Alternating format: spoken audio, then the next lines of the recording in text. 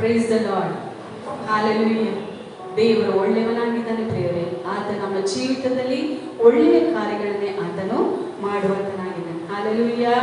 ಈ ದಿವಸ ಯೆಹೋವನಿಂದಲೇ ನೇಮಕವಾಗಿದೆ. ಇದರಲ್ಲಿ ನಾವು ಉಲ್ಲಾಸಿಸುವವರಾಗಿದ್ದೇವೆ, ಆನಂದಿಸುವವರಾಗಿದ್ದೇವೆ, ಹರ್ಷಿಸುವವರಾಗಿದ್ದೇವೆ. ಈ ದಿನವಾದ ನಮಗೆ ದೇವರು ಶುಭ ದಿನವನ್ನಾಗಿ ದೇವರು ನಮಗೆ ನಮ್ಮ ಜೀವಿತದಲ್ಲಿ ಅನುಗ್ರಹಿಸಿಕೊಟ್ಟಿದ್ದಾನೆ. ಹಾಲೆಲೂಯಾ. ದೇವರು ಒಳ್ಳೆಯವನು. ನಮ್ಮನ್ನು ಆತನು ಎಲ್ಲ ಪಾಪಗಳಿಂದ, ಎಲ್ಲ ಶಾಪಗಳಿಂದ, ಎಲ್ಲ ರೋಗಗಳಿಂದ, ಎಲ್ಲ ಬಡತನಗಳಿಂದ ಆತ ನಮ್ಮನ್ನು ಬಿಡಿಸಿ ತನ್ನ ಪ್ರಿಯ ಕುಮಾರನ ರಾಜ್ಯದೊಳಗೆ, ಅಂದರೆ ಯೇಸು ಕ್ರಿಸ್ತನ ರಾಜ್ಯದೊಳಗೆ ನನ್ನನ್ನು ನಿಮ್ಮನ್ನು ಆತನ ಸೇರಿಸಿದ್ದಾನೆ. ಆತನ ಪ್ರಿಯ ಕುಮಾರನಾದ, ಆತನ ಮಗನಾದ ಯೇಸು ಕ್ರಿಸ್ತನಲ್ಲಿ ನಮ್ಮ ಪಾಪಗಳ ಪರಿಹಾರವಾಗಿದ್ದೇವೆ. ಹಾಲೆಲೂಯಾ. ನಾವು ಕ್ರಿಸ್ತನಲ್ಲಿ ನೀತಿವಂತರನ್ನಾಗಿ ನಮ್ಮ ತಂದೆಯಾದ ದೇವರು ನಮ್ಮನ್ನು ಮಾಡಿದ್ದಾನೆ. ಅದರಿಂದ ನಾವು ಆತನ ಸನ್ನಿಧಾನದಲ್ಲಿ ಹರ್ಷಿಸುವ, ಉಲ್ಲಾಸಿಸುವ. ನಿಮ್ಮೆಲ್ಲರನ್ನ ಯೇಸು ಕ್ರಿಸ್ತನ ನಾಮದಲ್ಲಿ ನಾನು ಪ್ರೀತಿಪೂರ್ವಕವಾಗಿ ಸ್ವಾಗತಿಸ್ತೇನೆ. ಹಾಗೆ ಪ್ರಿಯ ವೀಕ್ಷಕರನ್ನು ಸಹ ನಾನು ಸ್ವಾಗತಿಸ್ತೇನೆ. ದೇವನಾಮದ ಮಹಿಮೆಗಾಗಿ ಒಂದು ವಾಕ್ಯವನ್ನು ಓದಿಕೊಳ್ಳುವ. ಎಫೆಸದವರಿಗೆ ಬರೆದ ಪತ್ರಿಕೆ 1ನೇ ಅಧ್ಯಾಯ ಅದರ 17ನೇ ವಚನ. ಎಫೆಷಿಯನ್ಸ್ ಚಾಪ್ಟರ್ 1 ವರ್ಸ್ 17. ಅಲ್ಲಿ ಈ ರೀತಿಗೆ ಬರೆಯಲ್ಪಟ್ಟಿದೆ: ನಮ್ಮ ಕರ್ತನಾದ ಯೇಸು ಕ್ರಿಸ್ತನ ದೇವರು, ಪ್ರಭಾವ ಸ್ವರೂಪನಾದ ತಂದೆಯೂ ಆಗಿರುವಾತನು ತನ್ನ ವಿಷಯವಾಗಿ ತಿಳುವಳಿಕೆಯನ್ನು ಕೊಟ್ಟು ಇದುವರೆಗೆ ಗುಪ್ತವಾಗಿದ್ದ ಸತ್ಯಾರ್ಥಗಳನ್ನು ತಿಳುಕೊಳ್ಳುವ ಜ್ಞಾನವುಳ್ಳ ಆತ್ಮವನ್ನು ನಿಮಗೆ ದಯಪಾಲಿಸಬೇಕೆಂದು ಪ್ರಾರ್ಥಿಸ್ತೇನೆ. ಇದನ್ನು ಪೌಲನು ಎಫೆಸ ಸಭೆದವರಿಗೆ ಆತನು ಪ್ರಾರ್ಥಿಸಿದ್ದ. ಏನಂತ ಪ್ರಾರ್ಥಿಸಿದ್ದಾನೆ ಎಂಬುದಾಗಿ ನೋಡುವಾಗ, ಆತನು ನಮ್ಮ ಕರ್ತನಾದ ಯೇಸು ಕ್ರಿಸ್ತನ ದೇವರು, ಪ್ರಭಾವ ಸ್ವರೂಪನಾದ ತಂದೆಯು ಆಗಿರುವ ಆತನು ತನ್ನ ವಿಷಯವಾಗಿ, ಅಂದರೆ ದೇವರ ವಿಷಯವಾಗಿ ತಿಳುವಳಿಕೆಯನ್ನು ಕೊಟ್ಟು, ಇವತ್ತು ನಮಗೆ ಆತನು ಆ ತಿಳುವಳಿಕೆಯನ್ನು ಕೊಟ್ಟಿದ್ದಾನೆ ಪ್ರಿಯರೇ. ಇದುವರೆಗೆ ಗುಪ್ತವಾಗಿದ್ದ ಸತ್ಯಾರ್ಥಗಳನ್ನು ತಿಳುಕೊಳ್ಳುವ ಜ್ಞಾನವುಳ್ಳ ಆತ್ಮವನ್ನು ನನಗೂ ನಿಮಗೂ ನಮ್ಮ ತಂದೆಯಾದ ದೇವರು ಅನುಗ್ರಹಿಸಿದ್ದಾನೆ. ಹಾಲೆಲೂಯಾ. ನಮ್ಮನ್ನು ಯಾವಾಗ ನಾವು ಯೇಸು ಕ್ರಿಸ್ತನನ್ನು ಸ್ವಂತ ರಕ್ಷಕನಾಗಿ ಸ್ವೀಕರಿಸಿದೆವು, ಆತನನ್ನು ಅಂಗೀಕರಿಸಿದೆವು, ಯಾವಾಗ ನಾವು ರಕ್ಷಣೆಯನ್ನು ಹೊಂದಿಕೊಂಡೆವು, ಆವಾಗಲೇ ಆತ ನಮಗೆ ಎಲ್ಲವನ್ನು ನಮಗೆ ಒದಗಿಸಿಕೊಟ್ಟ ಆತನಾಗಿದ್ದಾನೆ. ಒಂದು ವೇಳೆ ಯಾರಿಗಾದ್ರೂ ನಾವು ಪ್ರಾರ್ಥಿಸಿದಾದ್ರೆ ಈ ಪ್ರಾರ್ಥನೆ ನಾವು ಅವರಿಗೆ ಮಾಡಬಹುದು. ಅಷ್ಟು ಮಾತ್ರವಲ್ಲ, ಆತನು ನನ್ನ ನಿಮ್ಮ ಮನೋನೇತ್ರಗಳನ್ನು ಬೆಳಗಿಸಿದ್ದಾನೆ. ಆತನಿಂದ ಕರೆಸಿಕೊಂಡವರು ನಿರೀಕ್ಷಿಸುವ ಪದವಿ ಎಂಥದೆಂಬುದನ್ನು ದೇವ ಜನರೆಂಬ ಆತನ ಸ್ವಾಸ್ಥ್ಯದ ಮಹಿಮಾತಿಶಯವು ಎಷ್ಟು ಎಂಥದೆಂಬುದನ್ನು ನಂಬುವರಾದ ನಮ್ಮಲ್ಲಿ ಆತನು ಸಾಧಿಸುವ ಪರಾಕ್ರಮವು ಎಷ್ಟು ಅತಿಶಯವಾದದೆಂಬುದನ್ನು ನಾವು ತಿಳಿದುಕೊಳ್ಳುವಂತೆ ಆತ ನಮಗೆ ಅನುಗ್ರಹಿಸಿದ್ದಾನೆ. ಆಮೆನ್. ಆತ ನಮಗೆ ಎಲ್ಲವನ್ನು ಅನುಗ್ರಹಿಸ್ತಾನೆ. ಕ್ರಿಸ್ತನಲ್ಲಿ ನಮಗೆ ಜ್ಞಾನವನ್ನು ಕೊಟ್ಟಿದ್ದಾನೆ, ಆರೋಗ್ಯವನ್ನು ಕೊಟ್ಟಿದ್ದಾನೆ, ಬಲವನ್ನು ಕೊಟ್ಟಿದ್ದಾನೆ, ಶಕ್ತಿಯನ್ನು ಕೊಟ್ಟಿದ್ದಾನೆ, ಎಲ್ಲವನ್ನು ಸಹ ನಮಗೆ ಆತನು ಕೊಟ್ಟಿದ್ದಾನೆ. ಆದ್ರಿಂದ ನಾವು ಸಂತೋಷವಾಗಿ ನಮ್ಮ ಪರಲೋಕದ ತಂದೆ ನಾವು ಸ್ತುತಿಸುವ, ಕೊಂಡಾಡುವ ಪ್ರಿಯರೇ. ಕರ್ತನ ಸನ್ನಿಧಾನದಲ್ಲಿ ನಾವೆಲ್ಲರೂ ಎದ್ದು ನಿಂತುಕೊಳ್ಳುವ. ತಂದೆಯೇ ನಿನಗೆ ಸ್ತೋತ್ರ ಸ್ವಾಮಿ. ಕರ್ತನೇ ನಿನಗೆ ಸ್ತೋತ್ರಪ್ಪ. ನೀನು ಒಳ್ಳೆಯವನು ತಂದೆ. ನಮ್ಮ ಜೀವಿತದಲ್ಲಿ ನೀನು ಒಳ್ಳೆಯ ಸಂಗತಿಗಳನ್ನು ಮಾಡಿದೆಯಪ್ಪ. Thank you father. ಕರ್ತನೇ, ಇನ್ನೊಂದು ಆವರ್ತಿ ನಿನ್ನ ಸ್ತುತಿಸುವಂತೆ ಈ ಕೊಟ್ಟಂತ ಕೃಪೆಗಾಗಿ ಸ್ತೋತ್ರ ಮಾಡುತ್ತೇವೆ. ನಮ್ಮನ್ನೆಲ್ಲರನ್ನು ನೀನು ಜೀವಿತರ ಸಂಖ್ಯೆಯಲ್ಲಿ ಇರಿಸಿದಕ್ಕಾಗಿ ಸ್ತೋತ್ರಪ್ಪ.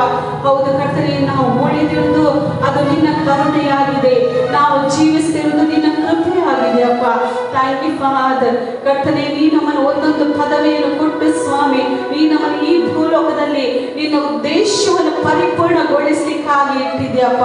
ಕರ್ತನೇ, ಆ ನಿನ್ನ ಉದ್ದೇಶದಲ್ಲಿ ನಾವು ನಡೆಯುವಂತೆ, ಜೀವಿಸುವಂತೆ ಸಹಾಯ ಮಾಡುವುದಾಗಿ ನಾವು ಪ್ರಾರ್ಥಿಸುವವರಾಗಿದ್ದೇವೆ. Thank you father. ಕರ್ತನೇ, ನೀನು ಒಬ್ಬೊಬ್ಬರನ್ನು ತಕ್ಕ ಗುರಿಯನ್ನು ಸೃಷ್ಟಿ ಮಾಡಿದೆ. ನಾವು ಆಕಸ್ಮಿಕರಾಗಿ ಈ ಭೂಲೋಕಕ್ಕೆ ಬಂದವರಲ್ಲ ಸ್ವಾಮಿ. ಕರ್ತನೇ, ನಮ್ಮ ಹೆಸರಿಡಿದು ಕರೆದ ದೇವರು ಕರ್ತನೆ. Thank you father. ತಂದೆಯೇ ನಿನಗೆ ಸ್ತೋತ್ರಪ್ಪ. ತಂದೆಯೇ, ನಿನ್ನನ್ನು ಕೊಂಡಾಡ್ತೇವೆ ಸ್ವಾಮಿ, ನಾವು ನಿನ್ನನ್ನು ಆರಾಧಿಸ್ತೇವೆ ಅಪ್ಪ. ಕರ್ತನೇ, ನಿನಗೆ ಸ್ತೋತ್ರಪ್ಪ. Thank you father. ತಂದೆ, ನಿನಗೆ ಸ್ತೋತ್ರ. ಹಾಲೆಲೂಯಾ. ನಾವು ಅದನ್ನು ಹಾಡಿ ಬರೆಸುವ. ನನ್ನ ಮನವಿ ಯೆಹೋವನನ್ನು ನೀನು ಕೊಂಡಾಡಿ ಎಂಬುದಾಗಿ ದಾವೀದನು ಹೇಳ್ತಾನೆ ಪ್ರಿಯರೇ, ನನ್ನ ಮನವಿ ಯೆಹೋವನನ್ನು ನೀನು ಕೊಂಡಾಡು. ಇನ್ನೊಂದು ಕಡೆ ಹೇಳ್ತಾನೆ, ನನ್ನ ಮನವೇ ನೀನು ಯೆಹೋವನನ್ನು ನಂಬಿ ಶಾಂತವಾಗಿರು. ಹಾಲೆಲೂಯಾ. ನಮ್ಮ ಮನಸ್ಸು, ನಮ್ಮ ಪಂಚೇಂದ್ರಿಯಗಳು ಯೆಹೋವನನ್ನೇ ಸ್ತುತಿಸುವಂತದ್ದಾಗಿರ್ಬೇಕು. ಅಷ್ಟು ಮಾತ್ರ ಅಲ್ಲ, ಯೆಹೋವನನ್ನೇ ನಂಬಿ ನಾವು ಶಾಂತವಾಗಿ ಇರುವಂತದ್ದು. Thank you father. ಆತ ನಿನ್ನ ಎಲ್ಲ ಅಪರಾಧಗಳನ್ನು ಕ್ಷಮಿಸಿದ್ದಾನೆ, ನಮ್ಮ ಪಾಪಗಳನ್ನು ಪರಿಹರಿಸಿದ್ದಾನೆ. ಆತ ನಮ್ಮ ತಪ್ಪುಗಳನ್ನು ಎಂದಿಗೂ ನೆನಪಿಗೆ ತರುವುದಿಲ್ಲ. ಆತ ನಿತ್ಯವೂ ಕೋಪಿಸುವ ದೇವರಲ್ಲ. ಹಾಲೆಲೂಯಾ. ಆತ ನನ್ನನ್ನು ನಿನ್ನನ್ನು ಇದ್ದ ಹಾಗೆ ಆತನ ಪ್ರೀತಿ ಮಾಡಿದ್ದಾನೆ. Hallelujah. Thank you father.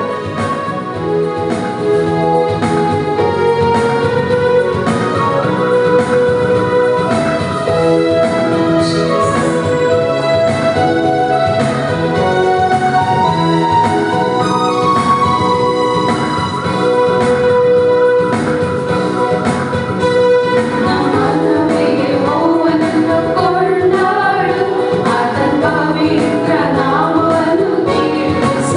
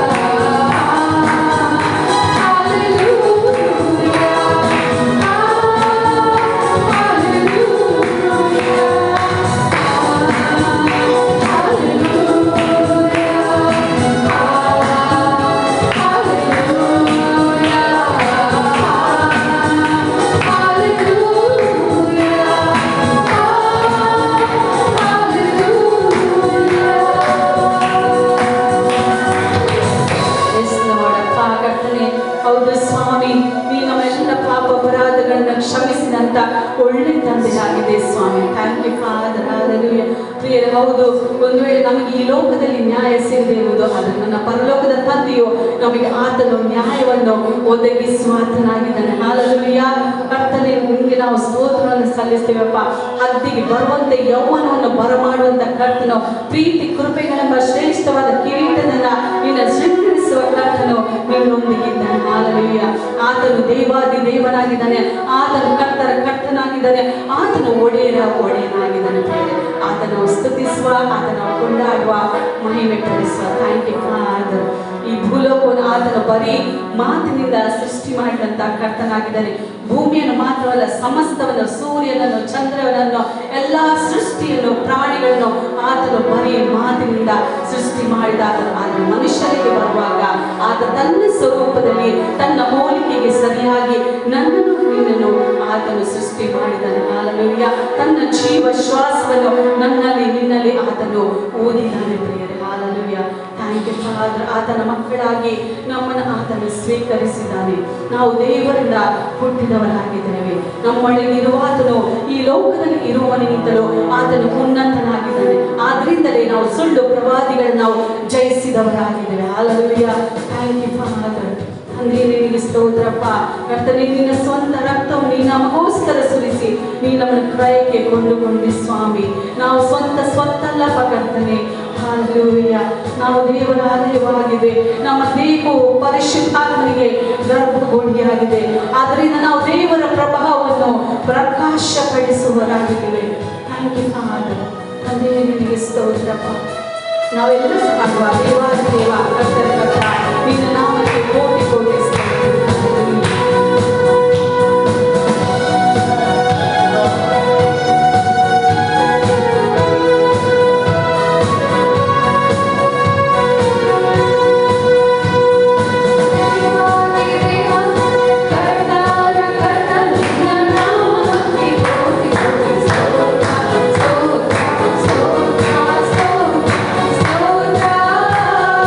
Oh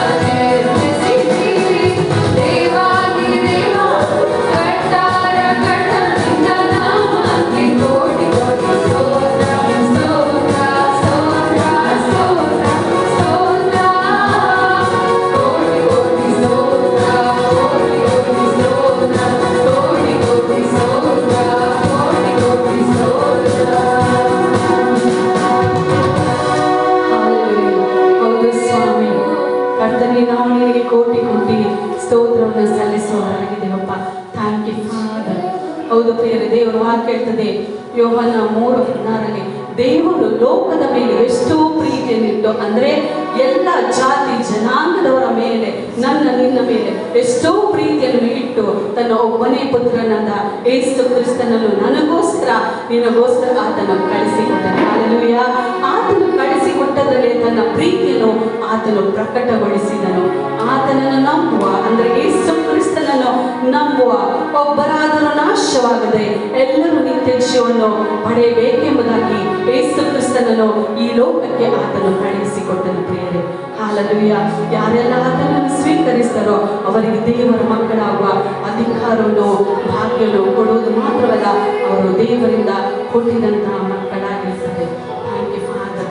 ಆತ ತನ್ನ ಸ್ವಂತ ರಕ್ತವನ್ನು ಚೆಲ್ಲಿ ಕಲ್ವಾರಿ ಕ್ರೂಜಿಲಿ ನಾನು ನೀನು ಸಾಯಬೇಕಾದಂತ ಆ ಸ್ಥಾನದಲ್ಲಿ ಯೇಸು ಕ್ರಿಸ್ತನು ನನಗೋಸ್ಕರ ನಿನಗೋಸ್ಕರ ಆ ಕಲ್ವಾರಿ ಕ್ರೂಜಿಲಿ ಬಲಿಯಾದನು. ಪ್ರಿಯರೇ, ಒಂದು ದೊಡ್ಡ ರಕ್ತವನ್ನು ಸಹ ಆತನು ಉಳಿಸದೆ ಇಡೀ ಜನಾಂಗದವರಿಗಾಗಿ ಆತನು ಕೊಟ್ಟನು. ಹಲ್ಲೆಲೂಯಾ.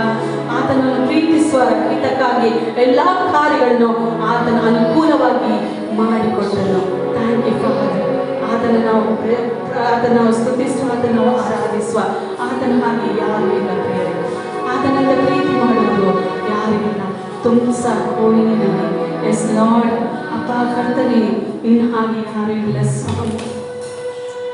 Thank you father. ಹೆತ್ತ ತಾಯಿಯು ತನ್ನ ಮೊಲೆ ಕೂಸನ್ನು, ದೇವರ ವಾಕ್ಯದಲ್ಲಿ ಸ್ಪಷ್ಟವಾಗಿ ಹೇಳ್ತದೆ, ದೇವರ ವಾಕ್ಯ, ಹೆತ್ತ ತಾಯಿ ತನ್ನ ಮೊಲೆ ಕೂಸನ್ನು ಅದರ ಮೇಲೆ ಕರುಣೆ ಇಡದೆ, ಅದು ವರ್ಡ್, ಕರುಣೆ ಇಡದೆ ತನ್ನ ಮಗುವನ್ನು ಮರೆತಾಳೋ ನಾನಾದರೂ ನಾನು ಎಂದಿಗೂ ಮರೆಯನು. ಒಂದು ನಾವು ತಾಯಿಗಳಾಗಿ ತಂದೆಗಳಾಗಿ ಎಷ್ಟೋ ಸಲ ನಮ್ಮ ಮಕ್ಕಳನ್ನು ನಾವು ಮರೆತಿದ್ದೇವೆ. ಆದರೆ ನನ್ನ ಪರಲೋಕದ ತಂದೆಯು ತೂಕಡಿಸದೆ ನಿದ್ರಿಸದೆ ನಿನ್ನನ್ನು ಆತನು ಕಾಯುತ್ತಾ ಬಂದಿದ್ದಾನೆ. ಆತನು ಪ್ರತಿ ಕ್ಷಣವೂ ನಮ್ಮನ್ನು ಆತನು ಕಾಪಾಡುವಂತ ನಾವಿದ್ದಾನೆ. ಎಂದಿಗೂ ನಮ್ಮನ್ನು ಆತನು ಮರೆಯುವುದಿಲ್ಲ ಪ್ರಿಯರೇ. ಎಂದಿಗೂ ಆತ ನಮ್ಮನ್ನು ಕೈ ಬಿಡುವುದಿಲ್ಲ, ತೊರೆದು ಬಿಡುವುದಿಲ್ಲ. ಅಂತ ಒಳ್ಳೆ ದೇವರನ್ನು, ಅಂತ ಒಳ್ಳೆ ತಂದೆಯನ್ನು, ಸರ್ವಶಕ್ತನಾದ ಜೀವ ಸ್ವರೂಪನಾದ ದೇವರನ್ನು ನಾವು ಆರಾಧಿಸುವವರಾಗಿದ್ದೇವೆ. ನಾವು ಸತ್ತಂತ ದೇವರನ್ನು ಆರಾಧಿಸುವವರಲ್ಲ, ನಾವು ಜೀವಿಸುವಂತ ದೇವರನ್ನು ಆರಾಧಿಸುವವರಾಗಿದ್ದೇವೆ. ಹಲ್ಲೆಲೂಯಾ. Thank you father. ನಿನಗೆ ಸ್ತೋತ್ರ.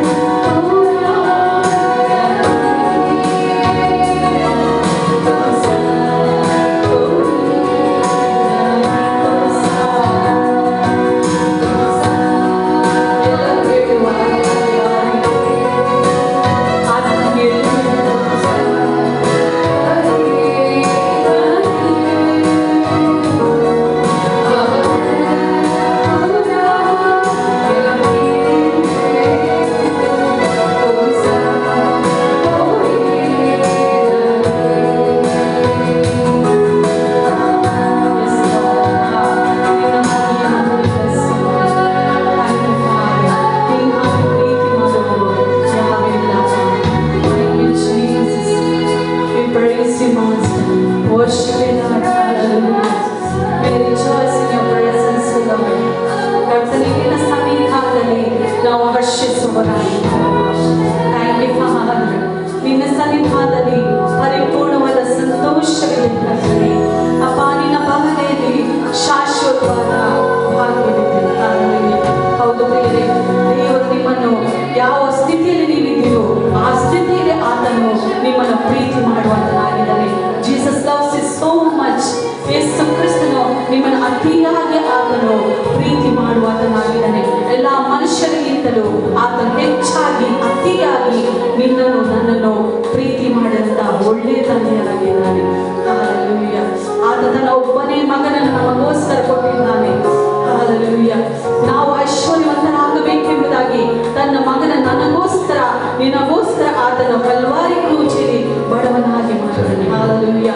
ನಾನು ನೀನು ಬಲವಂತರಾಗಿ ನಾವು ಬಲದಿಂದ ಜೀವಿಸುವುದಕ್ಕಾಗಿ ಕಲ್ವಾರಿ ಕ್ರೂಜಲ್ಲಿ ಯೇಸು ಕ್ರಿಸ್ತನು ನನಗೋಸ್ಕರ ನಿನಗೋಸ್ಕರ ಆತನ ಬಲಹೀನನಾದನು. ನಿನ್ನ ಎಲ್ಲ ಇಡೀ ಜನಾಂಗದ ಬಲಹೀನತೆಯನ್ನು, ಎಲ್ಲ ರೋಗಗಳನ್ನು, ಪಾಪಗಳನ್ನು, ಶಾಪಗಳನ್ನು ಯೇಸು ಕ್ರಿಸ್ತನ ಕಲ್ವಾರಿ ಕ್ರೂಜಲ್ಲಿ ಆತನು ಹೊತ್ತುಕೊಂಡನು. ಅದರಿಂದ ನಾವು ಮಾಡುವ give thanks with a grateful heart. ನಮ್ಮ ಹೃದಯದ ಆಳದಿಂದ ನಾವು ಕರ್ತನಿಗೆ ನಾವು ಮಹಿಮೆಯನ್ನು ಸಲ್ಲಿಸುವ.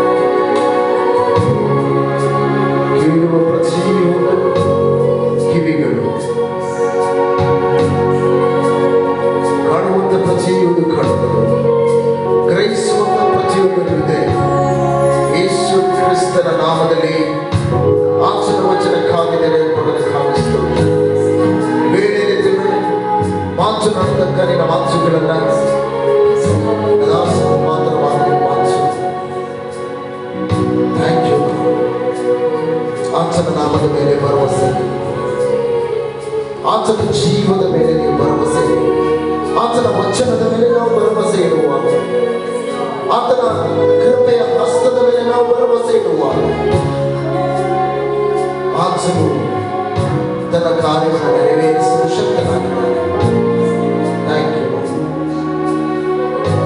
ಆತನ ಮಹಿಮೆಯು ನಮ್ಮ ಮಧ್ಯದಲ್ಲಿರುವುದಕ್ಕಾಗಿ ನಾವು ಆತನಿಗೆ ಸ್ತೋತ್ರವನ್ನು ಸಲ್ಲಿಸಿ, ಆತನ ಕೃಪಾಸ್ತವು ನಮ್ಮ ಮೇಲೆ ಚಾಚಲ್ಪಟ್ಟದಕ್ಕಾಗಿ ನಾವು ಆತನಿಗೆ ಸ್ತೋತ್ರವನ್ನು ಸಲ್ಲಿಸಿ, ಇನ್ನೂ ನಾವು ಉಸಿರಾಡುತ್ತಾ ಇದ್ದೇವೆ. ನಮ್ಮ ಜೀವವನ್ನು ಆತನ ಕಾಪಾಡಿ ಇನ್ನೂ ನಮ್ಮನ್ನ ಈ ಲೋಕದಲ್ಲಿ ಆತನು ಆರೋಗ್ಯಕರವಾಗಿ ಆತನನ್ನು ಸ್ತುತಿಸುವುದೇ, ಆತನನ್ನು ಅರಿತವ ಜನಾಂಗವಾಗಿ ನಮ್ಮನ್ನ ಆತನು ಮಾಡಿದಕ್ಕಾಗಿ ಆತನ ನಾಮವನ್ನು ಆತನ ಸ್ತುತಿಸುವ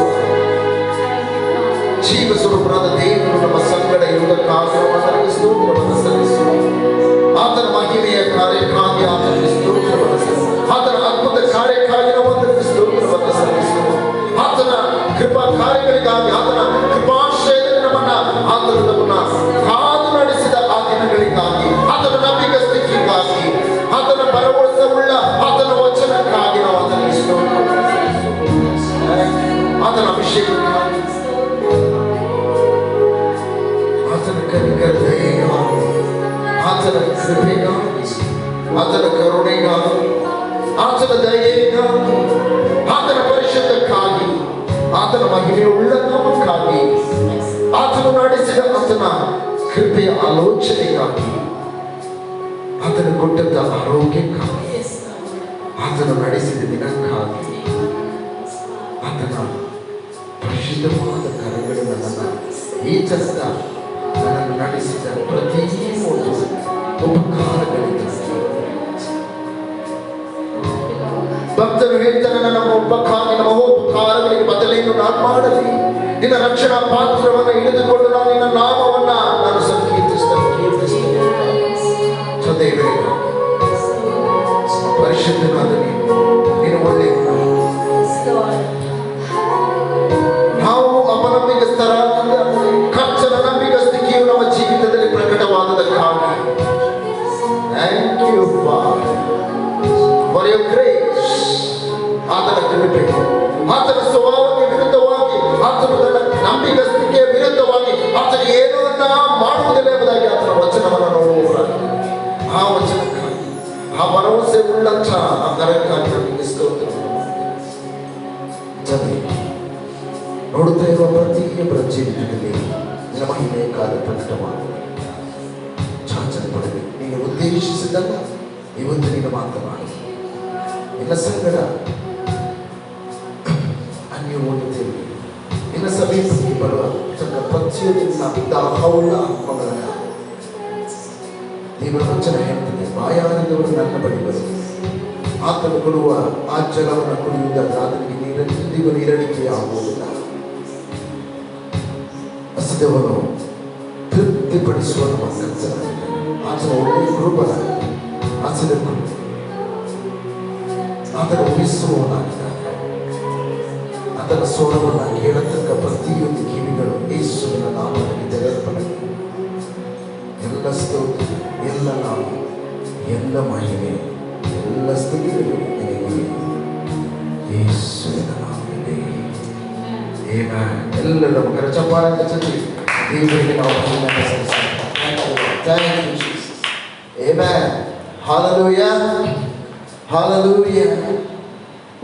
ವೀಕ್ಷಿಸಿದ ಪ್ರತಿಯೊಬ್ಬ ದೇವ ಮಕ್ಕಳಿಗೂ ಕರ್ತನ ನಾಮದಲ್ಲಿ ಸ್ತೋತ್ರ. ಮತ್ತು ನಾವು ಕರ್ತನ ಕೃಪೆಯ ಹಸ್ತವನ್ನು ಆತನ ಸಮ್ಮುಖದಲ್ಲಿ ಸೇರಬರುವಂತೆ ಮಾಡಿದೆ. ಒಂದು ವಚನವನ್ನು ನಿಮ್ಮಲ್ಲಿ ಹೇಳಿ ಮತ್ತೆ ನಾವು ಸಂದೇಶವನ್ನು ನಮ್ಮ ಸಹೋದರರು ನಾವು ಹಂಚುವರಾಗಿದ್ದಾರೆ. ಆ ವಚನ ಹೀಗೆ ಹೇಳ್ತಿದೆ, ಅಬಮುಖ 2:3 ತಿರುಗಿ ನಿಮ್ಮಲ್ಲಿ ನೆನಪಿಸಲಿಕ್ಕೆ ಇಷ್ಟಪಡ್ತಾರೆ. ದರ್ಶನವು ಏನು ನೇಮಕವಾದ ಕಾಲಕ್ಕೆ ಉಂಟು, ಆದರೆ ಕಡೆಯಲ್ಲಿ ಅದು ಸುಳ್ಳಾಗದೆ ಮಾತನಾಡುವುದು. ಅದು ತಡವಾದರೂ ಅದಕ್ಕೆ ಕಾದುಕೊಂಡಿರು, ಯಾಕಂದರೆ ಅದು ತಡಮಾಡದೆ ನಿಶ್ಚಯವಾಗಿ ಬರುವುದು. ಮತ್ತೊಂದು ಇಂಗ್ಲಿಷಲ್ಲಿ ಓದ್ತೇನೆ, for the vision is yet for the appointed time, but at the end it shall speak and it not lie. Through it tarry, wait for it, because it will surely come, it will not. ಖಂಡಿತವಾಗಿ ಆತನ ಮಾತುಗಳು ನನ್ನ ಜೀವಿತದಲ್ಲಿ ಆತನು ನೆರವೇರಿಸತಕ್ಕ ಇಷ್ಟಪಟ್ಟ ಮಾತುಗಳು, ಆತನು ನನ್ನ ಜೀವಿತದಲ್ಲಿ ಕೊಟ್ಟ ದರ್ಶನಗಳು ಯಾವತ್ತಿವೆ. ಆ ಪ್ರತಿಯೊಂದು ದರ್ಶನ, ಪ್ರತಿಯೊಂದು ಆತನ ನನ್ನ ಜೀವಿತದಲ್ಲಿ ಹೇಳಲ್ಪಟ್ಟ ಪ್ರತಿಯೊಂದು ಮಾತುಗಳಿಗೆ ನೇಮಕವಾದ ಸಮಯ ಉಂಟು ಎಂಬುದಾಗಿ ದೇವರ ವಚನ ಹೇಳ್ತದೆ. ಹಲ್ಲೆಲೂಯಾ. ಈ ನೇಮಕವಾದ ದಿನಕ್ಕಾಗಿ ಕರ್ತನು ನಮ್ಮ ಜೀವಿತದಲ್ಲಿ ಎಲ್ಲವನ್ನು ಇಟ್ಟಿದ್ದಾನೆ. ಲೋಕದ ಕೆಳಗಡೆ ಪ್ರತಿಯೊಂದು ಆಗುವಂಥ ಕಾರ್ಯಗಳಿಗೆ ಆತನು ನೇಮಿಸಿದ ಒಂದು ಸಮಯ ಉಂಟು. ಇವತ್ತು ನಮ್ಮ ಸಮಯದ ಮೇಲೆ ನಾವು ನಿರೀಕ್ಷಿಸುವುದಕ್ಕಿಂತ ಕರ್ತನ ಸಮಯವನ್ನು ನಿರೀಕ್ಷಿಸುವ ಸಮಯವಾಗಿದೆ. Hallelujah. God's appointed time. We have to trust the God's appointed time. ಕರ್ತನ ನಿರೀಕ್ಷಿಸುವ ಸಮಯದ ಮೇಲೆ ನಾವು ಭರವಸೆ ಇಡುವಂತಹ ಸಮಯ ಇದಾಗಿದೆ. ಆಮೆನ್. ಲೋಕವು ಗತಿಸಿ ಹೋಗುವ ಸಮಯದ ಮೇಲೆ ನಿರೀಕ್ಷಿಸಿಕೊಂಡಿರುವಾಗ ನಾವು ಕರ್ತನ ಸಮಯದ ಮೇಲೆ ನಿರೀಕ್ಷಿಸಿಕೊಂಡವರಾಗಿದ್ದೇವೆ. ಯಾಕಂದರೆ ಕರ್ತನ ವಚನ 27ನೇ ಕೀರ್ತನೆಯಲ್ಲಿ ಹೇಳುತ್ತದೆ, ಕಡೆಯ 14ನೇ ವಚನದಲ್ಲಿ ಯೆಹೋವನನ್ನು ನಿರೀಕ್ಷಿಸಿಕೊಂಡಿರು. ಆಮೆನ್. ಹಲ್ಲೆಲೂಯಾ. ಯಾಕಂದರೆ ದೃಢವಾಗಿರು. ಆ ನಿರೀಕ್ಷಿಸಿಕೊಂಡ ಹೃದಯವು ಅದು ಆತನ ಸಮಯದ ಮೇಲೆ, ಆತನ ನಾಮದ ಮೇಲೆ, ಆತನ ಮಾಡುವ ಕಾರ್ಯದ ಮೇಲೆ, ಆತನ ಮಹಿಮೆಯ ಮೇಲೆ, ಆತನ ಭರವಸೆ ಉಳ್ಳ ಆ ಕರವನ್ನು ನೋಡುತ್ತಾ ನಿನ್ನ ಹೃದಯಗಳು ಏನಾಗಿರಲಿ, ಧೈರ್ಯದಿಂದಿರಲಿ. ಕಡೆಯದಾಗಿ ಹೇಳ್ತಿದೆ, ಯೆಹೋವನನ್ನು ನಿರೀಕ್ಷಿಸಿಕೊಂಡೇ ಇರು. Amen. We have the appointed time. ಕರ್ತನು ನಮ್ಮ ಜೀವಿತದಲ್ಲಿ ನೇಮಿಸಿದ ಒಂದು ಸಮಯ ನಮಗೋಸ್ಕರ ಇದೆ. ಹೇಳೋಣ, ಎಲ್ಲರೂ ಹೇಳೋಣ, ನನ್ನ ಜೀವಿತದಲ್ಲಿ ಕರ್ತನು ನೇಮಿಸಿದ ಒಂದು ದಿನ ಇದೆ. Appointed time. Wait for the time. ಆ ಸಮಯಕ್ಕಾಗಿ ಕರ್ತನು ಮಾಡಲು ಇಚ್ಛಿಸುವ ಆ ಸಮಯ ನಮ್ಮ ಸಮಯವಲ್ಲ, ಆತುರತೆಯ ಸಮಯವಲ್ಲ, ನಾವು ನಿರೀಕ್ಷಿಸುವ ಸಮಯವಲ್ಲ. ಹೇಳೋಣ, ಆತನನ್ನು ನಿರೀಕ್ಷಿಸುವವರು ಹೊಸ ಬಲವನ್ನು ಹೊಂದುವುದು. Amen. And I am not taking much time. ಯಾಕಂದರೆ ಕರ್ತನ ನಮಗೆ ಸ್ತೋತ್ರವಾಗಲಿ. ಯಾಕಂದರೆ ಕರ್ತನೇ ನನಗೆ ಬೆಳಕು, ರಕ್ಷಕನು ಆಗಿದ್ದಾನೆ. ನಾನು ಯಾರಿಗೆ ಭಯಪಟ್ಟೆನು?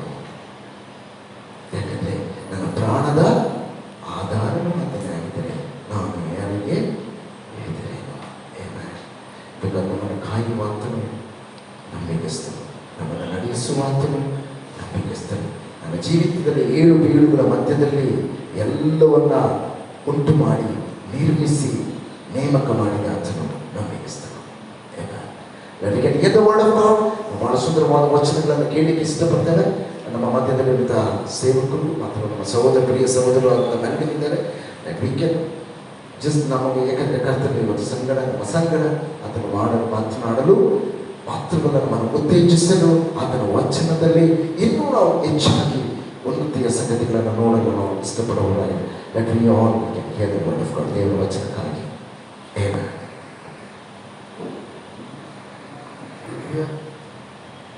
ಹಲ್ಲೆಲೂಯಾ. ದೇವರು ಒಳ್ಳೆಯ ದೇವರಾಗಿದ್ದಾನೆ. ಆತ ನಮ್ಮ ಜೀವಿತದಲ್ಲಿ ಒಳ್ಳೆಯ ಕಾರ್ಯಗಳನ್ನು ಮಾಡಿದಂಥ ದೇವರಾಗಿದ್ದಾನೆ. ಆತನ ಉನ್ನತವಾದ ದೇವರು ನಮ್ಮ ದೇವರಾಗಿದ್ದಾನೆ. ಅದರಿಂದ ಇವತ್ತು ಮುಂಜಾನೆ ವೇಳೆಯಲ್ಲಿ ನಾವು ಆರಾಧನೆ ಮಾಡಿದ್ದೀವಿ. ಆಗಸ್ಟ್ ಹೇಳಿದರು, ನಾವು ಯಾರಿಗೆ ಆರಾಧನೆ ಮಾಡಿದೆವು? ಜೀವವುಳ್ಳ ದೇವರಿಗೆ, ಜೀವಿಸುವಂತಹ ದೇವರಿಗೆ ನಾವು ಆರಾಧನೆ ಮಾಡಿದೆವು. ಇವತ್ತು ನಾವು ಆರಾಧನೆ ಮಾಡುವಂಥದ್ದು ಜೀವಿಸುವ ದೇವರಿಗೆ. ಅದೇ ರೀತಿ ಆತನು ಜೀವಿಸುವುದಾದರೆ, ಆತನ ಜೀವವುಳ್ಳ ದೇವರಾಗಿದ್ದಾರೆ, ಆತನಿಗೆ ನಾವು ಜೀವಿಸುವವರಾಗಿದ್ದೇವೆ. ನಾವು ಸ್ವತಂತ್ರ ಕಾರ್ಯಗಳಿಗೋಸ್ಕರ ನಾವು ಜೀವಿಸುವವರಲ್ಲ, ನಾವು ಆತನಿಗೋಸ್ಕರ ನಾವು ಜೀವಿಸುವಂಥ ಮಕ್ಕಳಾಗಿದ್ದೇವೆ. ಆದ್ದರಿಂದ ಇವತ್ತು ಜೀವಿಸುವಂಥ ಮಕ್ಕಳಿಗೆ ಒಂದು ಹಂತವನ್ನು ದೇವರಿಟ್ಟಿದ್ದಾನೆ, ಒಂದು ಸ್ಥಾನವನ್ನು ದೇವರಿಟ್ಟಿದ್ದಾನೆ. ಆ ಸ್ಥಾನದಲ್ಲಿ ಯಾವ ಮನುಷ್ಯರು ಆರಿಸಿಕೊಂಡವನು ಆತನು ಆ ಸ್ಥಾನದಲ್ಲಿ ನಿಂತುಕೊಳ್ಳುವುದಾದರೆ, ದೇವರ ಚಿತ್ತದ ಪ್ರಕಾರ ಆ ಸ್ಥಾನವನ್ನು ಆತನು ನೋಡಿಕೊಳ್ಳುತ್ತಾರೆ, ಆ ಸ್ಥಾನಕ್ಕೆ ಅವನು ಗೌರವ ಕೊಡುತ್ತಾರೆ. ನಾವು ಆರಾಧನೆ ಆರಾಧನೆ ಮಾಡುವ ದೇವರು, ನಮ್ಮನ್ನು ಆರಿಸಿಕೊಂಡ ದೇವರು ಅದನ್ನು ನಮ್ಮನ್ನು ಉನ್ನತವಾಗಿ ನಡೆಸಲು ಶಕ್ತನಾಗಿದ್ದಾನೆ. ಅದರಿಂದ ಒಂದು ವಾಕ್ಯ ನೋಡಿ, ಮಾರ್ಕ 10:35.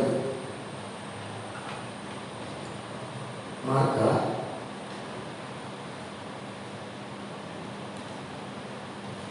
10:35. ಆಗ ಜೆಬೆದಾಯನ ಮಕ್ಕಳಾದ ಯಾಕೋಬ, ಯೋಹಾನರು ಆತನ ಬಳಿಗೆ ಬಂದು ಆತನಿಗೆ, ಗುರುವೇ, ನಾವು ಒಂದನ್ನು ಕೇಳಿಕೊಳ್ಳುತ್ತೇವೆ, ಅದನ್ನು ನಮಗೋಸ್ಕರ ನಡೆಸಿಕೊಡಬೇಕೆಂದು ಹೇಳಿದರು. ಆತನು ಅವರನ್ನು, ನಿಮಗೇನು ನಡೆಸಿಕೊಡಬೇಕು ಎಂದು ಕೇಳಲು, ಅವರು, ನಿನಗೆ ಮಹಾ ಪದವಿ ಬಂದಾಗ ನಮ್ಮಲ್ಲಿ ಒಬ್ಬನು ನಿನ್ನ ಬಲಗಡೆಯನ್ನು ಮತ್ತೊಬ್ಬನು ಎಡಗಡೆಯನ್ನು ಕೂತುಕೊಳ್ಳುವಂತೆ ನಮಗೆ ಅನುಗ್ರಹ ಮಾಡಬೇಕು ಅಂದರು. ಆದರೆ ಯೇಸು ಅವರನ್ನು, ನೀವು ಬೇಡಿಕೊಂಡದ್ದು ಏನೆಂದು ನಿಮಗೆ ತಿಳಿಯದು. ನಾನು ಕುಡಿಯುವ ಪಾತ್ರೆಯಲ್ಲಿ ಕುಡಿಯುವುದು ನಿಮ್ಮಿಂದಾದೀತೆ, ನನಗಾಗುವ ದೀಕ್ಷಾಸ್ನಾನವನ್ನು ಹೊಂದುವುದು ನಿಮ್ಮಿಂದಾದೀತೆ ಎಂದು ಕೇಳಲು ಅವರು ಆಗುವುದು ಅಂದರು. ಆಗ ಯೇಸು ಅವರಿಗೆ, ನಾನು ಕುಡಿಯುವ ಪಾತ್ರೆಯಲ್ಲಿ ಕುಡಿಯುವಿರಿ, ನನಗಾಗುವ ಸ್ನಾನವು ನಿಮಗಾಗುವುದು. ಆದರೆ ನನ್ನ ಬಲಗಡೆಯಲ್ಲಾದರೂ ಎಡಗಡೆಯಲ್ಲಾದರೂ ಕೂತುಕೊಳ್ಳುವಂತೆ ಅನುಗ್ರಹ ಮಾಡುವುದು ನನ್ನದಲ್ಲ, ಅದು ಯಾರಿಗೆಂದು ಸಿದ್ಧಪಡಿಸಿದೆಯೋ ಅವರಿಗೆ ಸಿಕ್ಕುವುದು ಎಂದು ಹೇಳಿದರು. ಇಲ್ಲಿ ಇಬ್ಬರು ಶಿಷ್ಯರು ಯೇಸುವಿನ ಹತ್ರ ಬಂದು ಕೇಳ್ತಾರೆ. ಏನಂತ ಕೇಳ್ತಾರೆ? ನಾವು ನಿನ್ನ ಮಹಿಮೆಯಲ್ಲಿ ನೀನು ಬರುವಾಗ ಒಬ್ಬನನ್ನು ಎಡಗಡೆಯಲ್ಲಿ ಒಬ್ಬನನ್ನು ಬಲಗಡೆಯಲ್ಲಿ ನೀನು ಕೂತ್ಕೊಳಿಸಬೇಕಂತ ಕೇಳುವಾಗ ಯೇಸು ಹೇಳ್ತಾರೆ, ನೀವೇನು ಪ್ರಾರ್ಥನೆ ಮಾಡಿದರೆ ನಿಮಗೆ ಗೊತ್ತಿಲ್ಲ. ಯಾರಿಗೆ ಹೇಳ್ತಾರೆ? ಶಿಷ್ಯರಿಗೆ ಹೇಳ್ತಾರೆ. ಏನು ನೀವು ಪ್ರಾರ್ಥಿಸಿದಿರಿ, ಏನು ನೀವು ಬೇಡಿಕೊಂಡಿರಿ, ಅದು ನಿಮಗೆ ತಿಳಿಲಿಲ್ಲ. ಆದ್ರಿಂದ ಅಲ್ಲಿ 40ನೇ ವಾಕ್ಯ ಹೇಳ್ತಿದೆ, ಆದರೆ ನನ್ನ ಬಲಗಡೆಯಲ್ಲೂ ಎಡಗಡೆಯಲ್ಲಿ ಕೂತ್ಕೊಳ್ಳುವಂತೆ ಅನುಗ್ರಹ ಮಾಡುವುದು ನನ್ನದಲ್ಲ, ಅದು ಯಾರಿಗೆಂದು ಸಿದ್ಧವಾಗಿದೆಯೋ ಅವರಿಗೆ ಅದು ಸಿಕ್ಕುವುದೆಂದು ಹೇಳಿದನು. ಹಾಗಾದರೆ ಆ ಬಲಗಡೆಯಲ್ಲಿ ಎಡಗಡೆಯಲ್ಲಿ ಕೂತ್ಕೊಳ್ಳುವಂಥ ಆ ಭಾಗ್ಯವನ್ನು ದೇವರು ಅಲ್ಲಿ ಹೋದ ನಂತರ ಕೊಡುವುದಲ್ಲ. ಆತನು ನಾವು ಹುಟ್ಟುವುದಕ್ಕಿಂತ ಮೊದಲೇ, ಆತನು ಜಗತ್ತುಂಟಾದ ಮೊದಲೇ ನಮ್ಮನ್ನು ಕ್ರಿಸ್ತನಲ್ಲಿ ಆರಿಸಿಕೊಂಡ ನಂತರ ಆತನು ಅದನ್ನು ನಮಗೋಸ್ಕರ ಸಿದ್ಧ ಮಾಡಿಟ್ಟಾಗಿದೆ. ಆತ ನಾವು ಪರಲೋಕಕ್ಕೆ ಹೋದ ನಂತರ ಅದು ಸಿದ್ಧವಾಗುವುದಲ್ಲ. ನಾವು ಹುಟ್ಟುವುದಕ್ಕಿಂತ ಮುಂಚೆ, ಜಗತ್ತುಂಟಾಗುವ ಮೊದಲು ಕ್ರಿಸ್ತನಲ್ಲಿ ನಮ್ಮನ್ನು ದೇವರು ಆರಿಸಿಕೊಳ್ಳುವಾಗಲೇ ಆ ಸ್ಥಾನವನ್ನು ದೇವರಲ್ಲಿ ನಮಗೆ ನೇಮಕ ಮಾಡಿದ್ದಾರೆ. ಆದ್ದರಿಂದ ಯಾರಿಗೆ ಸಿದ್ಧವಾದ ವಾಕ್ಯ ಹೇಳಿದೆ, ನನ್ನದಲ್ಲ, ಅದು ಯಾರಿಗೆಂದು ಸಿದ್ಧಪಡಿಸಿದೆಯೋ ಅವರಿಗೆ ಸಿಕ್ಕುವುದು ಎಂದನು. ಯಾರಿಗೆ ಸಿದ್ಧಪಡಲಾಗಿದೆ, ಯಾರಿಗೆ ಅದನ್ನು ಸಿದ್ಧಪಡಿಸಿದ್ದಾರೆ ದೇವರು, ಅವರಿಗೆ ಮಾತ್ರ ಸಿಕ್ಕುವಂತ. ಇವತ್ತು ನಮಗೆ ಒಂದು ದೇವರು ಸ್ಥಾನವನ್ನು ಇಟ್ಟಿದ್ದಾರೆ. ಆ ಸ್ಥಾನವನ್ನು ಇನ್ನೊಬ್ಬರು ಕಸ್ಕೊಳ್ಳಿಕ್ಕೆ ಸಾಗುತ್ತಿಲ್ಲ, ಇನ್ನೊಬ್ಬರನ್ನು ಹಾಳು ಮಾಡಲಿಕ್ಕೆ ಸಾಗುತ್ತಿಲ್ಲ. ಒಂದು ವೇಳೆ ಆ ಸ್ಥಾನವನ್ನು ಹಾಳು ಮಾಡಿದ್ರೆ ಅದು ನನ್ನಿಂದ ಮಾತ್ರವೇ ಆಗುವಂತ, ನಮ್ಮಿಂದಲೇ ಅದನ್ನು ನಾವು ಹಾಳು ಮಾಡಲಿಕ್ಕೆ ಆಗ್ತದೆ. ಆದರೆ ಇನ್ನೊಬ್ಬರು ಬಂದು ಅದರ ಸೈತಾನ ಬಂದು ನಮ್ಮ ಆ ಜೀವಿತವನ್ನು ಹಾಳು ಮಾಡಿದ್ರೆ ಹೇಳಿದ್ರೆ ಅದು ನಾವು ಹೇಳುವಂಥ ಸುಳ್ಳು. ಸೈತಾನ ಯಾವಾಗಲೂ ಹಾಳು ಮಾಡಲಿಕ್ಕೆ ಆಗುದಿಲ್ಲ, ಆದರೆ ನಮ್ಮ ಜೀವಿತವನ್ನು ನಾವೇ ಹಾಳು ಮಾಡಿಕೊಳ್ಳುವಂತ. ಸೈತಾನ ಒಳಗೆ ಬಿಟ್ಟ ಮೇಲೆ ಅವನು ಚೆನ್ನಾಗಿರ್ತಾನೆ. ಒಂದು ಮನೆಯಲ್ಲಿ ಒಬ್ಬ ಕಳ್ಳನನ್ನು ಒಳಗೆ ಬರಲಿಕ್ಕೆ ಬಿಟ್ಟು ನಂತರ ಮನೆಯವರೇ ಬಾಗಿಲು ಹಾಕದೆ ಯಾವುದು ಬೀಗ ಹಾಕದೆ ಹೋದರೆ ತಪ್ಪಿ ಆಗೋದು ಮನೆಯವರಾಗಿರ್ತದೆ. ಒಳಗೆ ಬಂದು ಅವನು ಚೆನ್ನಾಗಿರ್ತಾನೆ, ಇದ್ದದನ್ನೆಲ್ಲ ಹಾಳು ಮಾಡ್ತಾನೆ, ಕದೀತಾನೆ, ತಗೊಂಡು ಹೋಗ್ತಾನೆ. ಕಾರಣ ಯಾರು? ಕಾರಣ ನಾವೇ ಆಗಿದ್ದೇವೆ. ನಾವು ಬೀಗ ಹಾಕೋದು ನಮ್ಮ ತಪ್ಪಾಗಿದೆ. ಇವತ್ತು ನಾವು ನಮ್ಮ ಒಳಗೆ ವಾಕ್ಯಗಳನ್ನು ಇಲ್ಲದೇ ಇರುವುದು ನಮ್ಮ ತಪ್ಪು. ನಮ್ಮ ಒಳಗೆ ವಾಕ್ಯಗಳಿರುವುದಾದ್ರೆ, ನಮ್ಮ ಒಳಗೆ ದೇವರಾತ್ಮನಿರುವುದಾದ್ರೆ ಆ ಕಳ್ಳರು ನಮ್ಮನ್ನು ಬಂದು ಹಾಳು ಮಾಡಲಿಕ್ಕೆ ಸಾಧ್ಯ ಇಲ್ಲ. ನಾವು ಬಿಟ್ಟುಕೊಟ್ಟರಿಂದ ಅವನು ಬಂದಿರುವಂತ ಮನೆ ಸುತ್ತಲೂ ಬೇರೆ ಹಾಕಿದ ನಂತರ ಹುಚ್ಚುನಾಯಿ ಒಳಗೆ ಬರಲಿಕ್ಕೆ ಕಾರಣ ಗೇಟ್ ಓಪನ್ ಮಾಡಿದೆ. ಗೇಟ್ ಓಪನ್ ಮಾಡಿದರೆ ಹುಚ್ಚುನಾಯಿ ಬರ್ತದೆ. ಹುಚ್ಚುನಾಯಿ ಹತ್ರ ಬಂದರೆ ಹೇಗೆ ಬಂದೆಪ್ಪ, ನೀನು ಯಾರು, ಎಲ್ಲಿಂದ ಒಂದು ಕೇಳಿದಂತ. ಹುಚ್ಚುನಾಯಿಯನ್ನು ಓಡಿಸುವಂಥದ್ದು ಒಳಗಿರುವವನ ಕರ್ತವ್ಯ ಆಗಿದೆ. ಈಗ ಆ ಸೈತಾನವನ್ನು ನನ್ನನ್ನು ಹಾಳು ಮಾಡಿದಂತಾರಲ್ಲ, ನಾವು ನಮ್ಮ ದೇವರ ವಾಕ್ಯಗಳನ್ನು ಮಾತುಗಳನ್ನು ಕೇಳದ ನಿಮಿತ್ತ ನಮಗೆ ಕೊಟ್ಟಂತ ಆ ಸ್ಥಾನವನ್ನು ನಾವು ಗೌರವಿಸಿದ ನಿಮಿತ್ತವಾಗಿ ಅದನ್ನು ನಾವು ಕಳ್ಕೊಳ್ಳುವುದಾಗಿದೆ. ದೇವರು ನಮಗೆ ಪರಲೋಕದಲ್ಲಿ ಒಂದು ಸ್ಥಾನವನ್ನು ಇಟ್ಟಿದ್ದಾರೆ. ಅದಕ್ಕೆ 12 ಮಂದಿ ಶಿಷ್ಯರಿಗೆ ಹೇಳ್ತಾರೆ, 12 ಏನಿಟ್ಟಿದ್ದಾರಂತೆ ಸಿಂಹಾಸನ. ಅದರ ಮೇಲೆ ನೀವೇನು ಮಾಡ್ತೀರಿ? ನೀವು ಆಳ್ವಿಕೆ ಮಾಡ್ತೀರಿ. ಹಾಗಾದರೆ ನನಗೂ ನಿಮಗೂ ಒಂದು ಸಿಂಹಾಸನವನ್ನು ಪರಲೋಕದಲ್ಲಿ ದೇವರು ಇಟ್ಟಿದ್ದಾನೆ, ಒಂದು ಸ್ಥಾನವನ್ನು ದೇವರು ಇಟ್ಟಿದ್ದಾನೆ. ಅದು ಹೇಗೆ ಪರಲೋಕದಲ್ಲಿ ಸ್ಥಾನ ಇಟ್ಟಿದ್ದಾನ ಅದೇ ರೀತಿಯಲ್ಲಿ ಈ ಭೂಮಿಯಲ್ಲಿ ನಮಗೊಂದು ಸ್ಥಾನವನ್ನು ದೇವರು ಇಟ್ಟಿದ್ದಾನೆ. ಅದಕ್ಕೆ ಆದಿಕಾಂಡದಲ್ಲಿ ಎಲ್ಲರಿಗೂ ಗೊತ್ತಿರುವಂಥದ್ದು, ಆದಿಕಾಂಡದಲ್ಲಿ ದೇವರು ಎಲ್ಲ ಸೃಷ್ಟಿಯನ್ನು ಯಾವುದರಲ್ಲಿ ಸೃಷ್ಟಿ ಮಾಡಿದ? ಬಾಯಿ ಮಾತಿನಿಂದ ಸೃಷ್ಟಿ ಮಾಡಿದ. ಬಾಯಿ ಮಾತಿನಿಂದ ಸೃಷ್ಟಿ ಮಾಡಿ ಆದಮನನ್ನು ಎಲ್ಲಿಂದ ತೆಗೆದ? ಮಣ್ಣಿನಿಂದ. ಎಲ್ಲರಿಗೂ ಗೊತ್ತಿರುವಂಥದ್ದು ಮಣ್ಣಿನಿಂದ. ಆದರೆ ಮೊದಲು ಬಾಯಿ ಮಾತಿನ ಸೃಷ್ಟಿ ಆಯ್ತಾ? ಮೊದಲು ಮಣ್ಣಿನಿಂದ ಆದಮನ ಸೃಷ್ಟಿ ಆಗಲ್ಲ. ಇವತ್ತು ನಾವು ನೋಡೋದಾದ್ರೆ ಮೊದಲನೇದಾಗಿ ಬಾಯಿಯಿಂದ ದೇವರು ಎಲ್ಲವನ್ನು ಸೃಷ್ಟಿ ಮಾಡಿದ. ದೇವರು ಬಾಯಿಯಿಂದ ಯಾವುದನ್ನೆಲ್ಲ ಸೃಷ್ಟಿ ಮಾಡಿದಾನ ಅದು ಇವತ್ತಿನವರೆಗೂ ಆತನಿಗೆ ಕೊಡಬೇಕಾದ ಗೌರವವನ್ನು ಕೊಡ್ತಾನೆ. ಇವತ್ತಿಗೂ ತೆಂಗಿನಕಾಯಿ ಮರದಲ್ಲಿ ಅಡಿಕೆ ಆಗಲೇ ಒಂದು ವೇಳೆ ಹಾಕಿದ್ರೆ ಎಣ್ಣೆ ಅದ್ಭುತ ಆಗ್ತಿತ್ತು. ತೆಂಗಿನಕಾಯಿ ಇವತ್ತಿನವರೆಗೆ ತೆಂಗಿನಕಾಯಿ ಬಿಡ್ತಾ ಉಂಟು, ಅಡಿಕೆ ಮರ ಅಡಿಕೆಯನ್ನು ಬಿಡ್ತಾ ಉಂಟು. ಆದರೆ ಮನುಷ್ಯನಿಗೆ ಯಾವುದಕ್ಕೋಸ್ಕರ ಸೃಷ್ಟಿಸಲ್ಪಟ್ಟಿದ್ದಾನ ಆತನ ಅದನ್ನು ಮಾಡ್ತಾ ಇದ್ದಾನೆ. ಆದರೆ ದೇವರ ಕೈಗಳಲ್ಲಿ ಯಾವ ವಸ್ತುಗಳು ಯಾವುದು ಬರ್ತದ ಅದು ವ್ಯತ್ಯಾಸವಾಗಿರುವಂಥದ್ದಾಗಿದೆ. ದೇವರ ಕೈಗಳಲ್ಲಿ ಯಾವುದು ಬರುವುದಾದರೂ ಅದು ಬದಲಾವಣೆ ಆಗುವಂಥದ್ದು, ಬದಲಾಯಿಸುವಂಥದ್ದಾಗಿರ್ತದೆ. ಅದು ಹೇಗೆ ಬದಲಾಗ್ತದೆ? ದೇವರ ಚಿತ್ತಕ್ಕೆ ಅದು ಬದಲಾಗುವಂಥದ್ದಾಗಿರ್ತದೆ. ಅದಕ್ಕೆ ಈ ಸೃಷ್ಟಿಯೆಲ್ಲ ಮಾಡಿದ ಮೇಲೆ ಪ್ರಾಣಿ ಪಕ್ಷಿ ಎಲ್ಲ ಆಯಿತು. ಎಲ್ಲ ಆದಮೇಲೆ ಪ್ರಾಣಿ ಪಕ್ಷಿಗಳೆಲ್ಲ ಓಡಾಡ್ತಿರ್ತದೆ. ಎಲ್ಲಿ? ಭೂಮಿಯ ಮೇಲೆ ಆಚೆ ಹೋಗ್ತಿರ್ತಾರೆ. ಹೋಗ್ತಿರುವಾಗ ದೇವರು ಒಂದು ಕಡೆ ಹೋಗಿ ಮಣ್ಣನ್ನು ತೆಗೆದರು. ಮಣ್ಣನ್ನು ತೆಗೆಯುವಾಗ ಆ ಮಣ್ಣಿನ ಮೇಲೆ ಎಲ್ಲ ಪ್ರಾಣಿ ಪಕ್ಷಿಗಳು ಓಡಾಡ್ತಿತ್ತು. ಎಲ್ಲ ಪ್ರಾಣಿ ಪಕ್ಷಿಗಳ ಕಾಲ್ನಡಿಯಲ್ಲಿ ಆ ಮಣ್ಣಿತ್ತು. ಆದರೆ ಯಾವಾಗ ಆ ಮಣ್ಣನ್ನು ದೇವರು ಕೈಯಲ್ಲಿ ತಗೊಂಡಾಗ ಆ ತಗೊಂಡ್ಬಿಟ್ಟು ಒಂದು ಮನುಷ್ಯನ ಅಂದರೆ ತನ್ನ ಸ್ವರೂಪವನ್ನು ಮಾಡಿದ ಮಣ್ಣಿನಲ್ಲಿ ತನ್ನ ಸ್ವರೂಪವನ್ನು ಮಾಡಿ ತನ್ನ ಜೀವ ಶ್ವಾಸವನ್ನು ಊದಿದ. ಯಾವಾಗ ಊದಿದ ವಾಕ್ಯ ಇದೆ, ಮನುಷ್ಯನೇನಾದಂತೆ ಬದುಕುವ ಪ್ರಾಣಿಯಾದಂತೆ. ಯಾವಾಗ ಬದುಕುವ ಪ್ರಾಣಿಯಾದ ಆ ಮನುಷ್ಯನನ್ನು ಎಲ್ಲ ಸೃಷ್ಟಿಗಳ ಮೇಲೆ ದೊರೆತನ ಮಾಡಲಿಕ್ಕೆ ದೇವರಿಟ್ಟಾರೆ. ಮೊದಲೇನಿದ್ದವನು ಪ್ರಾಣಿಗಳ ಕಾಲಿನ ಅಡಿಯಲ್ಲಿ ಇದ್ದ ಮಣ್ಣು ಈಗ ಏನ್ ಮಾಡ್ತದೆ? ಎಲ್ಲ ಸೃಷ್ಟಿಯ ಮೇಲೆ ದೊರೆತನ ಮಾಡ್ತೇವೆ. ಈಗ ಸೃಷ್ಟಿಯ ಮೇಲೆ ದೊರೆತನ ಮಾಡ್ತಿರುವಂತ ಇದೇ ಮನುಷ್ಯ ದೇವರಿಗೆ ಅವಿಧೇಯನಾಗಿ ಈ ಸೃಷ್ಟಿಕರ್ತನನ್ನು ಮರೆತು ಬಿಟ್ಟು ಸೃಷ್ಟಿ ವಸ್ತುಗಳನ್ನು ಪೂಜೆ ಮಾಡುವುದನ್ನು ನೋಡ್ತೇವೆ. ಹಾಗಾದ್ರೆ ಸೃಷ್ಟಿಯನ್ನು ಮಾಡಿದಂತ ಸೃಷ್ಟಿಕರ್ತನು ಯಾರಂತೇಳಿ ಈ ಒಂದು ಮನುಷ್ಯನಿಗೆ ತಿಳಿಯದೆ ಹೋಗಿರುವಂಥದ್ದು ನೋಡ್ಬೋದು. ಮೊದಲನೇದಾಗಿ ಮಣ್ಣಿನಿಂದ ಒಬ್ಬ ಮನುಷ್ಯನನ್ನು ಮಾಡಿದ ದೇವರು. ಆ ಮಾಡಿದ ನಂತರ ಆಮೇಲೆ ಏನು ಮಾಡಿದ? ಅದಕ್ಕೆ ಜೀವ ಶ್ವಾಸ ಹೋಗಿದ. ಈಗ ಅದು ಸೃಷ್ಟಿ ಮೇಲೆ ದೊರೆತನ ಮಾಡ್ತಾನೆ. ಆದರೆ ಅಜ್ಞಾನಿಗಳ ನಿಮಿತ್ತವಾಗಿ, ದೇವರನ್ನು ತಿಳ್ಕೊಳ್ಳೋದ್ರ ನಿಮಿತ್ತವಾಗಿ ಆ ಸೃಷ್ಟಿಯನ್ನೇ ಅದು ಪೂಜೆ ಮಾಡಲಿಕ್ಕೆ ಪ್ರಾರಂಭ ಮಾಡಿತ್ತು. ಆದರೆ ದೇವರು ಏನು ಮಾಡಿದಂದರೆ ಇದನ್ನು ನೋಡಿಬಿಟ್ಟು ಇದು ಸೃಷ್ಟಿಕರ್ತನನ್ನು ಪೂಜೆ ಮಾಡ್ತಾ ಇಲ್ಲ, ಈಗ ಸೃಷ್ಟಿಯನ್ನೇ ಪೂಜೆ ಮಾಡ್ತಾ ಉಂಟು ಅಂತ ಹೇಳಿಬಿಟ್ಟು ಕ್ರಿಸ್ತನ ಮೂಲಕ ಒಂದೊಂದು ಜನರನ್ನು ಆತನು ಆರಿಸಿಕೊಂಡು ಬಂದ.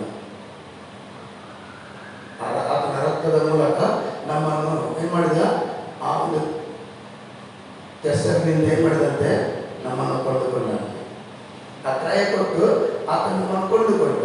ಈಗ ಆ ಜನಾಂಗ ಏನ್ ಮಾಡ್ತಂದ್ರೆ ಸೃಷ್ಟಿಯ ಮೇಲೆ ದೊರೆತನ ಮಾಡಬೇಕು, ಮತ್ತೆ ದುರಾತ್ಮಗಳ ಮೇಲೆ ದೊರೆತನ ಮಾಡಬೇಕಂತ ನಮ್ಮ ಆಶೆ. ಇವತ್ತು ಆತ್ಮೀಯ ಮಕ್ಕಳ ಬಾಯಿಯಲ್ಲಿರುವುದು ಏನು ಗೊತ್ತಾ? ಸೈತಾನನನ್ನು ಬಿಡಿಸಿಬಿಟ್ಟ, ಸೈತಾನದಿಂದ ನಾನು ವಂಚನೆ ಒಳಗಾದೆ, ಸೈತಾನದಿಂದಾಗಿ ಇವನ ಒಂದು ಆ ಬೇಜವಾಬ್ದಾರಿಯಿಂದ ಇವನಿಗೆ ಸರಿಯಾಗಿ ದೇವರನ್ನು ತಿಳಿದುಕೊಳ್ಳಲಿಕ್ಕೆ ಮನಸ್ಸಿಲ್ಲದ ನಿಮಿತ್ತವಾಗಿ ಹೀಗೆ ಬಿದ್ದು ಹೋಗುವಂತ. ಅದಕ್ಕೆ ನಾನು ಕೇಳಿದೆ, ಇಬ್ಬರಿಗೆ 12 ಏನಿರ್ತದೆ, ಹತ್ತಿಕೊಳ್ಳುವ ಪಾಪ ಅಂತ ಹೇಳಿಕೊಂಡು ಇವತ್ತೇನಾಗಿದೆ, ಪಾಪದ ಮೇಲೆ ಹತ್ತಿ ಕೂತಿದೆ ಅಂತ. ಹತ್ತಿಕೊಳ್ಳುವ ಪಾಪ ಹತ್ತಿಕೊಳ್ಳುವ ಪಾಪ ಹತ್ತಿಕೊಳ್ಳುವ ಪಾಪ ಅಂತೇಳಿ ನಮಗೆ ಗೊತ್ತಿಲ್ಲದೆ ಪಾಪ ಆಗಿತ್ತು ಪಾಪ ಆಗಿತ್ತು ಹೇಳಿ ಹೇಳಿ ಹೇಳಿ ಹೇಳಿ ಹೇಳಿ ಪಾಪದ ಮೇಲೆ ಇವರೇ ಹತ್ತಿ ಕೂತು. ದೇವರು ನಮ್ಮನ್ನು ಆ ಪಾಪದಿಂದ ಬಿಡಿಸಿ ಆಯಿತು, ಆತನ ಮಹಿಮೆಯೊಳಗೆ ನಮಗೆ ಸೇರಿಸಿ ಆಯಿತು. ಈಗ ನಾವು ಮಾಡೋ ಕೆಲಸ ಏನಂದ್ರೆ, ನಮ್ಮ ನಾಲಿಗೆಯಲ್ಲಿ ಆತನನ್ನು ನಾವು ಆರಾಧಿಸುವುದು, ಕೊಂಡಾಡುವಂತ, ಆತನನ್ನು ಮಹಿಮೆ ಪಡಿಸುವಂತ, ಆತನನ್ನು ನಾವು ಬಲಪಡಿಸುವಾಗ ಇದೆಲ್ಲವೂ ನಮ್ಮ ಸುತ್ತಲಿಂದ ಅದು ಓಡಿ ಹೋಗುವಂಥದ್ದಾಗಿರ್ತದೆ. ಉದಾಹರಣೆಯಾಗಿ ಒಂದು ಕತ್ತಲೆ ಇರುವಂಥ ಸ್ಥಳಗಳಲ್ಲಿ ಒಂದು ಬೆಳಕನ್ನು ನಾವು ಹಿಡಿದರೆ ಅಲ್ಲಿ ಬೆಳಕು ಓಡಿ ಹೋಗುವುದಲ್ಲ, ಕತ್ತಲೆ ಓಡಿ ಹೋಗುವಂಥದ್ದಾಗಿ. ಬೆಳಕು ಓಡಿ ಹೋಗುವುದಲ್ಲ, ಯಾವುದು ಓಡಿ ಹೋಗ್ತದೆ? ಕತ್ತಲೆ ಆ ಸ್ಥಳವನ್ನು ಬಿಟ್ಟು ಓಡಿ ಹೋಗ್ತದೆ. ಅದು ಎಲ್ಲಿವರೆಗೆ ಬೆಳಕು ಕೊಡ್ತಾ ಇರ್ತದೆ ಅಲ್ಲಿವರೆಗೆ ಕತ್ತಲೆ ಅದು ಬಹಳ ದೂರ ನಿಂತುಕೊಂಡು ನೋಡ್ತಾ ಇರ್ತದೆ. ಇವತ್ತು ಪರಿಶುದ್ಧಾತ್ಮನು ನನ್ನೊಳಗೆ ಇರುದಾದ್ರೆ, ಪವಿತ್ರಾತ್ಮ ನನ್ನೊಳಗೆ ಇರುದಾದ್ರೆ ಕತ್ತಲೆ ಬಹಳ ದೂರ ಹೋಗಿರ್ತದೆ, ಹತ್ರ ಬರದೇ ಇರೋದು. ಅದಕ್ಕೆ ಕೆಲವರು ಹೇಳ್ತಾರೆ, ದುರಾತ್ಮ ಅದು ಬರುವುದು ಗೊತ್ತಾಗೋದಿಲ್ಲ, ನಮಗೆ ಹೋಗುವುದು ಗೊತ್ತಾಗ್ತದೆ. ಹೋಗುವಾಗ ಸುಮ್ಮನೆ ಹೋಗೋದು. ದುರಾತ್ಮ ಬರುವುದು ಗೊತ್ತಾಗೋದಿಲ್ಲ, ಹೋಗುವಾಗ ಗೊತ್ತಾಗ್ತದೆ, ಗೊಬ್ಬೆ ಹೊಡೆದು ಕಲ್ತ್ಕೊಂಡು ಹೋಗ್ತಾ ಇರ್ತದೆ. ಆದರೆ ದೇವರಾತ್ಮನು ಬರುವಾಗ ಗೊತ್ತಾಗ್ತದಂತೆ, ಅದನ್ನು ಬಿಟ್ಟು ಹೋದ್ರೆ ಗೊತ್ತೇ ಆಗೋದಿಲ್ಲ. ಯಾಕೆಂದ್ರೆ ಬರುವಾಗ ನಮ್ಮ ಎಲ್ಲ ಸ್ವಭಾವಗಳು ಬದಲಾಗ್ತದಂತೆ, ನಮ್ಮ ಎಲ್ಲ ಜೀವಿತಗಳು ಬದಲಾಗ್ತದಂತೆ, ನಮ್ಮ ಯಾವುದು ಹೇಗೆ ನಾವು ಮೊದಲಿದ್ದೇವ ಅದೆಲ್ಲ ಬದಲಾಗಿ ಎಲ್ಲವೂ ನೂತನ ಆಗ್ತದೆ. ಅದಕ್ಕೆ ಬಹು ಜಾಗ್ರತೆಯಿಂದ ಏನು ಮಾಡಬೇಕಂದ್ರೆ ನಾವು ಪವಿತ್ರಾತ್ಮನ ಸ್ವರವನ್ನು ಕೇಳುವಂತವರಾಗಬೇಕು. ಯಾವಾಗ ಈ ದೇವರ ಕೈಯಲ್ಲಿ ಆ ಮಣ್ಣು ಬಂತ, ಆ ಮಣ್ಣು ಇಡೀ ಸೃಷ್ಟಿಯ ಮೇಲೆ ಅಧಿಕಾರಿಯಾಗಿ ನಿಂತುಕೊಂಡಿತ್ತು. ಅದಕ್ಕೆ ಎರೆಮೀಯಲ್ಲಿ ಒಂದು ಮಾತಾಡ್ತಿದ್ದರೆ, ಕುಂಬಾರನ ಒಂದು ಸಾಮ್ಯವನ್ನು ದೇವರು ಹೇಳ್ತಾನೆ, ನೀನು ಕುಂಬಾರನ ಮನೆಗೆ ಇದ್ದು ಹೋಗು, ಅಲ್ಲಿ ಅವನೊಂದು ಮಡಿಕೆ ಮಾಡ್ತಿದ್ದಾನೆ, ಆ ಮಡಿಕೆಯನ್ನು ನೋಡು, ಆ ಮಡಿಕೆ ಆ ಕುಂಬಾರನ ಕೈಯಲ್ಲಿ ಕೆಟ್ಟು ಹೋಗಲು ಆತನು ತಿರುಗಿ ತನಗೆ ತೋಚಿದಾಗೆ ಒಂದು ಮಡಿಕೆಯನ್ನು ಮಾಡ್ತಾನೆ. ಈ ಸಾಮ್ಯ ಏನಂತಂದ್ರೆ, ಒಂದು ಮಣ್ಣನ್ನು ಕುಂಬಾರನು ತಗೊಳ್ಳುವಾಗ ಆ ಮಣ್ಣಿನೊಳಗೆ ಅನೇಕ ಕಸಕಡ್ಡಿಗಳಿರ್ಬೋದು ಮಣ್ಣಿನೊಳಗೆ. ಆ ಮಣ್ಣನ್ನು ಅವನು ಫಸ್ಟ್ ಏನು ಮಾಡ್ತಾನೆ, ಸರಿಯಾಗಿ ಶುದ್ಧ ಮಾಡ್ತಾನೆ. ಒಂದು ವೇಳೆ ಆ ಮಣ್ಣಿಗೆ ಬಾಯಿ ಬರುವುದಾದ್ರೆ ಆ ಕಡ್ಡಿ ಕಸಗಡ್ಡಿ ಅದರೊಳಗಿರ್ತದೆ, ಆ ಕಡ್ಡಿಯನ್ನು ಅದನ್ನು ತೆಗೆಯುವಾಗ ಮಣ್ಣಿಗೆ ಬಾಯಿ ಬಂದ್ರೆ ಏನು ಹೇಳ್ಬೋದು, ಬಾಯಿ ಬಂತಿರೋ ಮಣ್ಣಿಗೆ. ಯಾಕಂದ್ರೆ ಕತ್ತೆಗೆ ಬಾಯಿ ಬರಿಸಿದ ದೇವರು ಮಣ್ಣಿಗೂ ಏನು ಮಾಡ್ತಾನೆ, ಬಾಯಿ ಕೊಡಲು ಶಕ್ತನಾಗಿದ್ದಾನೆ. ಅದರಿಂದ ಮಣ್ಣಿಗೆ ಬಾಯಿ ಬಂದರೆ ಏನು ಹೇಳ್ಬೋದು, ಮಣ್ಣು ಹೇಳ್ಬೋದು, ಇಷ್ಟು ವರ್ಷ ಕಟ್ಟಿ ನನ್ನೊಳಗೆ ಇತ್ತು, ಇಷ್ಟು ವರ್ಷ ಕಲ್ಲು ಅದರೊಳಗೆ ಇತ್ತು, ಇಷ್ಟು ವರ್ಷ ಇದ್ದ ಕಲ್ಲನ್ನು ನೀನು ತೆಗೆಯುವಾಗ ನನಗೆ ಬಹಳ ಏನಾಗ್ತದೆ, ನೋವು ಆಗ್ತದೆ, ನೀನು ಅದನ್ನು ತೆಗಿಬೇಡ. ಒಂದು ವೇಳೆ ಕುಂಬಾರನಿಗೆ ಮಣ್ಣು ಹೇಳಿದ್ರೆ ಕುಂಬಾರ ಏನು ಹೇಳ್ತಾನೆ, ಅದನ್ನು ತೆಗೆಯದಿದ್ರೆ ನೀನು ಪಾತ್ರೆ ಆಗಲಿಕ್ಕೆ ಆಗುವುದಿಲ್ಲ. ಆ ಕಸಗಡ್ಡಿಯನ್ನು ಆ ಕಲ್ಲನ್ನೆಲ್ಲ ನಾನು ತೆಗೆಯದಿದ್ರೆ, ಅದರಿಂದ ನಿನ್ನ ಒಳಗಿನಿಂದ ತೆಗೆಯದಿದ್ರೆ ನೀನು ನನಗೆ ಯೋಗ್ಯವಾದ ಪಾತ್ರೆ ಆಗಲಿಕ್ಕೆ ಆಗುವುದಿಲ್ಲ. ಯಾಕಂದ್ರೆ ಏನಾದ್ರು ಹಾಕಿದ್ರೆ ಏನಾಗ್ತದೆ, ಹಾಕಿದ್ದು ನೀರು ಹಾಲು ಏನಾಗಿದ್ರು ಅದು ತೂತಾಗಿ ಹೋಗ್ತದೆ. ಆದ್ರಿಂದ ಆ ಕಸಗಡ್ಡಿಯನ್ನು ತೆಗಿಲಿಕ್ಕೆ ನೀನು ಬಿಡುವುದಾದ್ರೆ ನೀನು ಯೋಗ್ಯವಾದ ಪಾತ್ರೆ ಆಗಿದೆ. ಈಗ ಕಸಗಡ್ಡಿ ಎಲ್ಲ ಹೋಯ್ತು, ಕಸಗಡ್ಡಿ ಎಲ್ಲ ಹೋದ ನಂತರ ಈಗ ಅವನೇನ್ ಮಾಡ್ತಾನೆ, ಆ ಮಣ್ಣನ್ನು ತುಳಿಲಿಕ್ಕೆ ಸ್ಟಾರ್ಟ್ ಮಾಡ್ತಾನೆ ಅಲ್ವಾ. ತುಳಿಯುವಾಗ ಮಣ್ಣಿಗೆ ಬಾಯಿ ಬಂದ್ಬಿಟ್ರೆ ಅದೇಳು ಚೆನ್ನಾಗಿದ್ದೇನೆ, ಕಸ ಕಟ್ಟಲಿಕ್ಕೆ ಒಳ್ಳೆಯ ರೀತಿ ಕಸ ಕಟ್ಟಿ ತೆಗೆಯುವಾಗ ನಾನು ಒಪ್ಪಿಗೆ ಕೊಟ್ಟೆ, ತೊಂದರೆ ಇಲ್ಲ, ಸ್ವಲ್ಪ ತೆಗಿ, ನೋವಾದರೂ ನಾನು ತಡ್ಕೊಳ್ತೇನೆ, ನನ್ನ ಒಳಗಿನಿಂದ ಇಡ್ತೀಯಲ್ಲ ಹೊರಗೆ, ತೊಂದರೆ ಇಲ್ಲ, ಸ್ವಲ್ಪ ತಡ್ಕೊಳ್ತೇನೆ. ಇದನ್ನು ತಡ್ಕೊಳ್ಬೋದು. ಈಗ ನೀನು ತುಳಿತಿದ್ದೀಯಲ್ಲ, ನಾನು ಇದನ್ನು ಹೇಗೆ ತಡ್ಕೊಳ್ಳುವಂತ? ಅದಕ್ಕೆ ಲೋಕದ ತಂದೆ ಶಿಕ್ಷೆ ಮಾಡುವಾಗ ಆತನಿಗೆ ತೋಚಿದಾಗಿ ಆತನು ಶಿಕ್ಷಿಸ್ತಾನೆ ಅಂತ ವಾಕ್ಯ ಇರ್ತದೆ. ಆದರೆ ಪರಲೋಕದ ತಂದೆ ಶಿಕ್ಷಿಸುವಾಗ ಆತನ ನಮ್ಮನ್ನು ಶಿಕ್ಷೆ ಮಾಡುವ ಒಂದೇ ಕಾರಣಕ್ಕೆ, ಯಾಕಂದ್ರೆ ನಾವು ಪರಿಶುದ್ಧರಾಗಿರಬೇಕೆಂಬುದೇ ಒಂದು ಉದ್ದೇಶಕ್ಕೋಸ್ಕರ ಆತನ ನಮ್ಮನ್ನು ಏನ್ ಮಾಡ್ತಾನೆ, ಶಿಕ್ಷಿಸುವಂತ ದೇವರಾಗಿದ್ದಾನೆ. ಯಾಕೆ ಪರಿಶುದ್ಧರಾಗಿರ್ಬೇಕು. ಆತನಿಗೆ ಒಂದೇ ಕಾರಣ ಏನಂದ್ರೆ ಪರಿಶುದ್ಧತೆಯಲ್ಲಿ ಈ ಮಕ್ಕಳು ನಡಿಬೇಕಂತ ಆತ ನಾನು ನೀನು ಆರಾಧನೆ ಮಾಡೋ ದೇವರು ಶಿಕ್ಷಿಸುವಂತ ದೇವರಾಗಿದ್ದಾನೆ. ಈಗ ತುಳಿಯುವಾಗ ಮಣ್ಣಿಗೆ ಬಹಳ ನೋವಾಯಿತು. ಮಣ್ಣು ಹೇಳಿತು, ಇನ್ನು ತುಳಿಬೇಡ, ನನಗೆ ಸಹಿಸಲಿಕ್ಕೆ ಆಗೋದಿಲ್ಲ. ಅದು ಕುಂಬಾರ ಹೇಳ್ತಾರೆ, ಇದನ್ನು ತುಳಿದ್ರೆ ಮುಂದೆ ನೀನು ಒಂದು ಗಟ್ಟಿಯಾದ ಪಾತ್ರೆ ಆಗ್ಬೋದು. ಇದು ಸುಮ್ಮನೆ ಕೂತಿತ್ತಂತೆ ಮಣ್ಣು, ಏನಿ ತುಳಿದು ಆದರೆ ಈಗಿನ ಆತ್ಮೀಯರು ಸ್ವಲ್ಪ ತುಳಿಯುವಾಗ ಹೇಳ್ತಾರೆ, ಯೇಸುನ ಬೇಡತ್ತೆ, ಈ ಕೇಸು ಯಾವುದು ಬೇಡತ್ತೆ ನನಗೆ. ಯೇಸುವನ್ನು ನಂಬ್ಕೊಂಡು ಬಂದೆ, ಅಲ್ಲಿ ಹೋರಾಟ ಅಂತೇಳಿ ಇಲ್ಲಿ ಬಂದೆ, ಇಲ್ಲಿ ನೋಡುವಾಗ ಅದಕ್ಕಿಂತ ಹೋರಾಟ ಇಲ್ಲೇ ಸ್ಟಾರ್ಟ್ ಆಗಿದೆ. ಆದರೆ ಅಲ್ಲೇ ಹೋರಾಟ ಬೇರೆ, ಇಲ್ಲಿಯ ಹೋರಾಟ ಬೇರೆ. ಇಲ್ಲಿಯ ಹೋರಾಟ ನಮ್ಮನ್ನು ಪರಿಶುದ್ಧತೆಗೆ ನಡೆಸುವಂಥದ್ದಾಗಿರ್ತದೆ. ಯಾವಾಗ ಮಣ್ಣು ಸುಮ್ಮನೆ ಕೂತ್ಕೊಂಡಿದ್ದ, ಈಗ ಆ ಮಣ್ಣನ್ನು ಕೊಂಡ ಎಲ್ಲಿ ಹಾಕಿದ, ಚಕ್ರದಲ್ಲಿ ಹಾಕಿದ. ತುಂಬಾ ತುಳಿದೇ ಪ್ರಾಣ ಹೋಗಿದೆ. ಇನ್ನು ಚಕ್ರದಲ್ಲಿ ತಿರುಗಿಸುವಾಗ ಹೇಗೆ ಆಗ್ತದೆ? ಎಲ್ಲರೂ ಹೇಳ್ತಾರೆ, ಪ್ರಾರ್ಥನೆಗೆ ಬಂದ್ಮೇಲೆ ನಮ್ಮ ಜೀವಿತವೇ ಎಂದೂ ಆಗ್ತದೆ ಗೊತ್ತಾಗ್ತಿಲ್ಲ, ಎಲ್ಲೆಲ್ಲ ಹೋಗ್ತಾರೆ ಗೊತ್ತಾಗ್ತಿಲ್ಲ, ಏನೇನಾಗ್ತದೆ ನನಗೆ ಅಂದ್ರೆ ಅದು ತಿರುಗುವಾಗ ಮಣ್ಣಿಗೆ ಎಲ್ಲ ಲೋಕ ಕಾಣ್ತಿದ್ದಂತೆ. ಆದರೆ ಯಾವಾಗ ಅದು ಒಪ್ಪಿಸಿಕೊಟ್ಟಿದ್ದ, ಅದು ಕುಂಬಾರನ ಕೈಯಲ್ಲಿ ಒಂದು ಸುಂದರವಾದ ಪಾತ್ರೆ ಆಯಿತು. ಈಗ ಪಾತ್ರೆ ಆದ ನಂತರ ಆ ಪಾತ್ರೆಯನ್ನು ಕೆಳಗಿಟ್ಟಂತೆ ಕುಂಬಾರ ಇಟ್ಟು ಅಲ್ಲೊಂದು ಬೆಂಕಿದು ಗೂಡಿತ್ತಂತೆ, ಬೆಂಕಿ. ಅದನ್ನು ನೋಡಿ ಮಡಿಕೆ ಕೇಳಿತಂತೆ, ಪಾತ್ರೆ ಕೇಳಿತಂತೆ, ಆ ಬೆಂಕಿ ಗೂಡಿ ಆಯ್ಕೆ. ಅದಕ್ಕೆ ಕುಂಬಾರ ಹೇಳಿದಂತ ಅದು ನಿನಗೆ ಅಂತ, ನಿನ್ನನ್ನು ಅದು ಒಳಗೆ ಹಾಕಲಿಕ್ಕೆ ಉಂಟು. ಈಗ ಪಾತ್ರೆ ಹೇಳಿದಂತೆ, ಕಸ ತೆಗೆಯುವಾಗ ಸುಮ್ಮನಿದ್ದೆ, ತುಳಿಯುವಾಗ ಸುಮ್ಮನಿದ್ದೆ, ಚಕ್ರದಲ್ಲಿ ಹಾಕುವಾಗಲೂ ನಾನು ಸುಮ್ಮನಿದ್ದೆ, ಈಗ ಕೊಂಡಲ್ಲಿ ಬೆಂಕಿಯಲ್ಲಿ ಹಾಕ್ತಿದ್ದೆ. ಅದಕ್ಕೆ ಕುಂಬಾರ ಹೇಳಿದಂತೆ, ಹೀಗೆ ಹಸಿಯಾಗಿ ನಾನು ಈ ಮಡಿಕೆಯನ್ನು ಇಲ್ಲೇ ಇಟ್ಬಿಟ್ರೆ, ನಿನ್ನನ್ನು ಇಲ್ಲೇ ಇಟ್ಟರೆ ಹಾವು ಬಂದು ಏನ್ ಮಾಡ್ತದೆ, ನಿನ್ನನ್ನು ತಿಂತದೆ. ಹಾವು ಬಂದು ಇದರ ಒಳಗೆ ವಾಸ ಮಾಡ್ತದೆ. ಅದಕ್ಕೆ ಬಹಳ ಇಷ್ಟವಾಗ್ತೀನಿ. ಮಣ್ಣನ್ನು ಯಾವ ತಿಂತದೆ?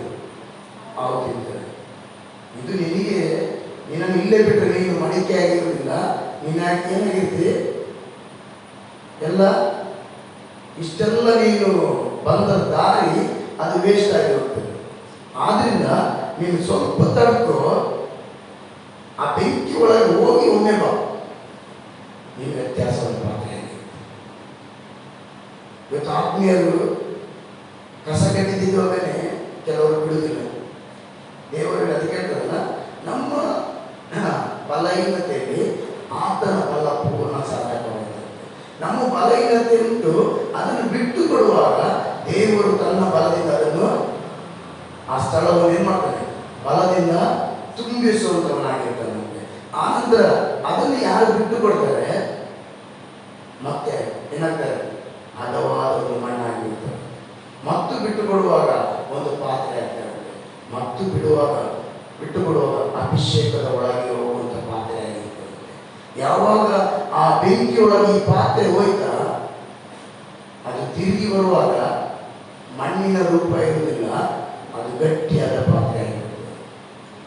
ವೇಳೆ ಹಾವು ಬಂದು ಕಚ್ಚಿದ್ರು, ಹಾವು ಬಂದು ತಿನ್ನಲಿಕ್ಕೆ ಬಂದರು, ಹಾವಿನ ಹಲ್ಲು ಹೋಗ್ತದೆ ಹೊರತು ಮಡಿಕೆ ಹೊಟ್ಟೆ ಆಗುವುದಿಲ್ಲ. ಮಡಿಕೆ ತಿನ್ನಲಿಕ್ಕೆ ಆಗುವುದಿಲ್ಲ. ಅದಕ್ಕೆ ಉಪಯೋಗವಾಗುವಂಥ ಪಾತ್ರೆ ಆಗ್ತದೆ. ಯಾವಾಗ ಆ ಅಭಿಷೇಕದೊಳಗಿಂದ ಹೊರಗೆ ಬರ್ತಾನ ಆಗ ಕರ್ತನ ಕೈಯಲ್ಲಿ ಆ ಪಾತ್ರೆ ಉಪಯೋಗಿಸುವಂಥ ಪಾತ್ರೆ ಆಗ್ತದೆ. ನಂತರ ಆ ಮಡಿಕೆ ನಿಲ್ಲಿಡ್ತಾರೆ, ಪೂರ್ತಿ ಬೆಂಕಿಯೊಳಗೆ ಇರ್ತಾರೆ, ಒಲೆ ಮೇಲೆ ಇಡ್ತಾರೆ, ಒಂದು ಸಣ್ಣ ಒಲೆಯ ಮೇಲೆ, ಗ್ಯಾಸ್ ಮೇಲೆ ಎಲ್ಲ ಇಡ್ತಾರಂತೆ. ಆಗ ಮಡಿಕೆ ಇರ್ತದಂತೆ, ಇದು ಬಹಳ ಚಿಕ್ಕದು ಬೆಂಕಿ. ಮೊನ್ನೆ ಅದರೊಳಗೆ ಓದೋದು ಅಭಿಷೇಕದಿಂದ ನಾನು ತುಂಬಲ್ಪಟ್ಟದ್ದು ಬಹಳ ಭಯಂಕರ ಇತ್ತು. ಆ ಬೆಂಕಿ ಒಳಗೆ ಹೋಗಿ ಬರುವಾಗ ನನ್ನ ಪ್ರಾಣ ಎಲ್ಲ ಹೋಯಿತು ನಾನು. ಆದರೆ ಈಗ ತೊಂದರೆ ಇಲ್ಲ, ಖಾಲಿ ಏನು ಅಡಿಭಾಗ ಮಾತ್ರ ಸ್ವಲ್ಪ ಬಿಸಿ ಆಗ್ತದೆ. ಯಜಮಾನ ಏನನ್ನು ಹಾಕ್ತಾನೆ ಅದರೊಳಗಿಂದ ಏನೋ ತೆಗಿತಾನೆ, ಅದು ಜನರಿಗೆಲ್ಲ ಕೊಡುವಂಥವನಾಗಿರ್ತಾರೆ. ಅಂಥ ಪಾತ್ರೆಯನ್ನ ದೇವರು ನಮ್ಮನ್ನು ಮಾಡುವಂಥ ದೇವರಾಗಿದ್ದಾನೆ. ಅದರಿಂದ ಇವತ್ತು ನಾವು ಏನು ಮಾಡಬೇಕಂದ್ರೆ ದೇವರಿಗೆ ಒಪ್ಪಿಸಿಕೊಡುವಂಥ ಮಕ್ಕಳಾಗಬೇಕು. ಅದನ್ನ ಕೈಯಲ್ಲಿ ಬರುವಂಥ ನಾವು ಮಣ್ಣಾಗಿದ್ದಾದ್ರೆ ಅದೇನಾಗ್ತದೆ, ಆತನ ಚಿತ್ತದ ಪ್ರಕಾರ ನಾವು ಉಪಯೋಗಿಸಲ್ಪಡುವಂಥ ಪಾತ್ರೆಯಾಗಿರ್ತದೆ. ಅದರಿಂದ ಒಂದು ವಾಕ್ಯ ನೋಡಿ, 1 ಪೇತ್ರ 2:9 ಏನಿರ್ತದೆ ನೋಡಿ. 1 ಪೇತ್ರ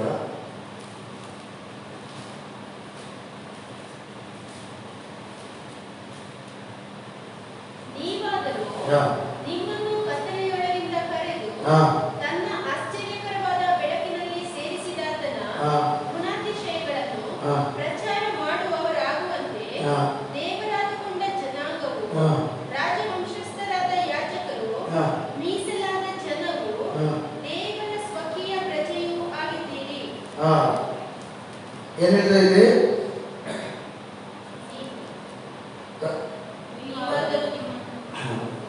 ನೀವಾದರೂ ನಿಮ್ಮನ್ನು ಕತ್ತಲೆಯೊಳಗಿಂದ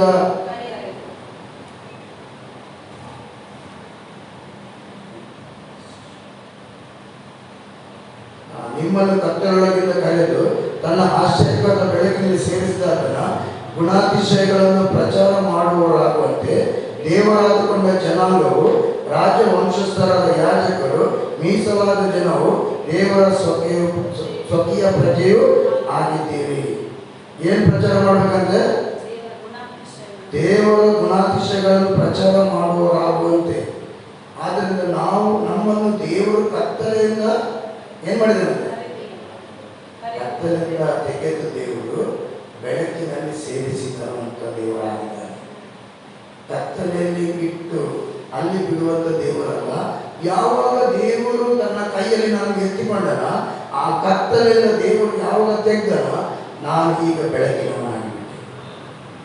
ಯಾವಾಗ ನಾನು ಬೆಳಕಿನವನಾಗಿದ್ದೇನ, ಆನಂತರ ನಾನು ಬೆಳಕಿನ ಸಂಗತಿಯನ್ನು ಪ್ರಚಾರ ಮಾಡುವಂಥವನಾಗುತ್ತ. ಎಲ್ಲ ಕಡೆ ಹೋಗಿ ಏನು ಹೇಳಬೇಕು, ದೇವರ ಗುಣಾತಿಶಯಗಳನ್ನು ಪ್ರಚಾರ ಮಾಡುವಂಥವರಾಗಬೇಕು. ಇವತ್ತು ಏನು ಪ್ರಚಾರ ಮಾಡ್ತಿದ್ದಾರೆ ನಮ್ಮ ಆತ್ಮೀಯ ಮಕ್ಕಳೆಲ್ಲ? ಏನು ಪ್ರಚಾರ ಮಾಡ್ತಿದ್ದಾರೆ? ಆತನ ಗುಣಾತಿಶಯಗಳನ್ನು ಪ್ರಚಾರ ಮಾಡ್ತಿಲ್ಲ, ಲೋಕದ ಸಂಗತಿಯನ್ನು ಪ್ರಚಾರ ಮಾಡ್ತಾ ಇದ್ದಾರೆ, ಕತ್ತಲೆಯ ಸಂಗತಿಯನ್ನು ಪ್ರಚಾರ ಮಾಡ್ತಾ ಇದ್ದಾರೆ.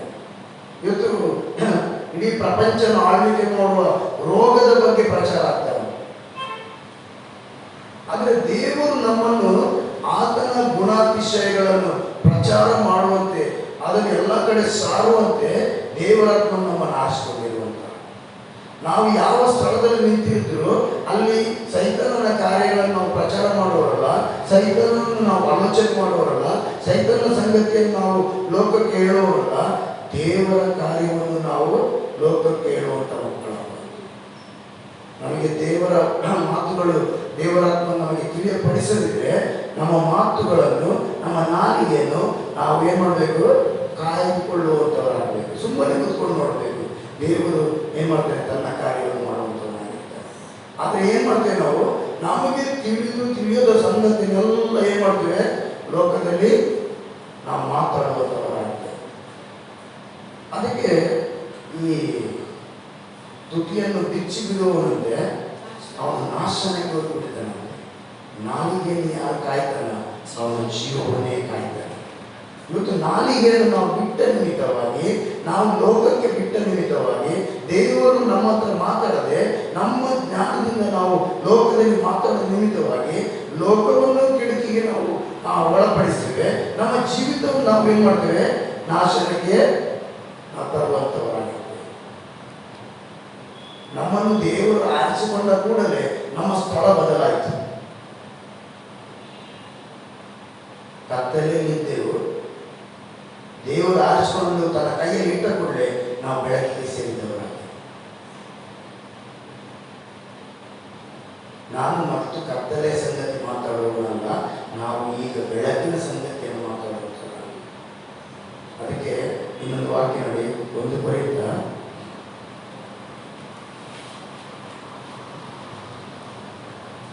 2:11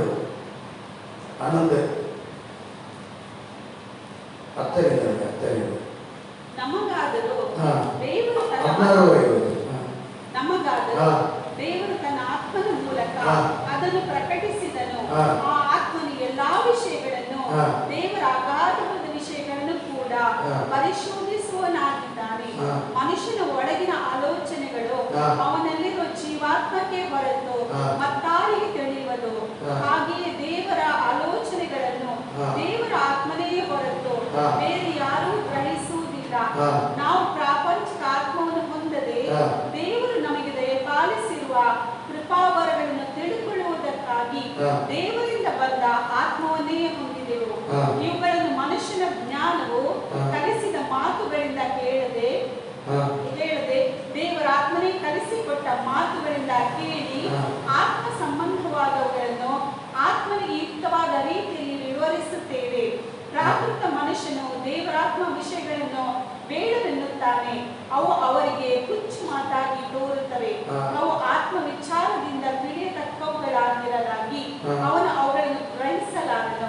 ದೇವರಾತ್ಮನಿಂದ ನಡೆಸಿಕೊಳ್ಳುವವನು ಎಲ್ಲವನ್ನೂ ವಿಚಾರಿಸಿ ತಿಳುಕೊಳ್ಳುತ್ತಾನೆ. ಆದರೆ ಇವನನ್ನು ಯಾವನಾದರೂ ವಿಚಾರಿಸಿ ತಿಳುಕೊಳ್ಳುವುದಿಲ್ಲ.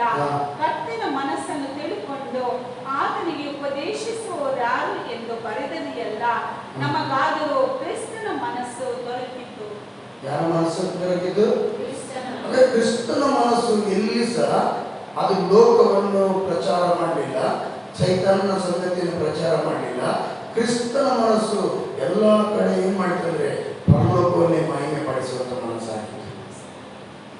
ಯಾವ ಸ್ಥಳದಲ್ಲಿ ಹೋಗಿ ನಿಂತುಕೊಂಡು ಅದು ಏನ್ ಮಾಡಿತಂದ್ರೆ ಆ ಮನಸ್ಸು ಬೆಳಕನ್ನು ಸಾರುವಂತ ಮನಸ್ಸಾಗಿತ್ತು.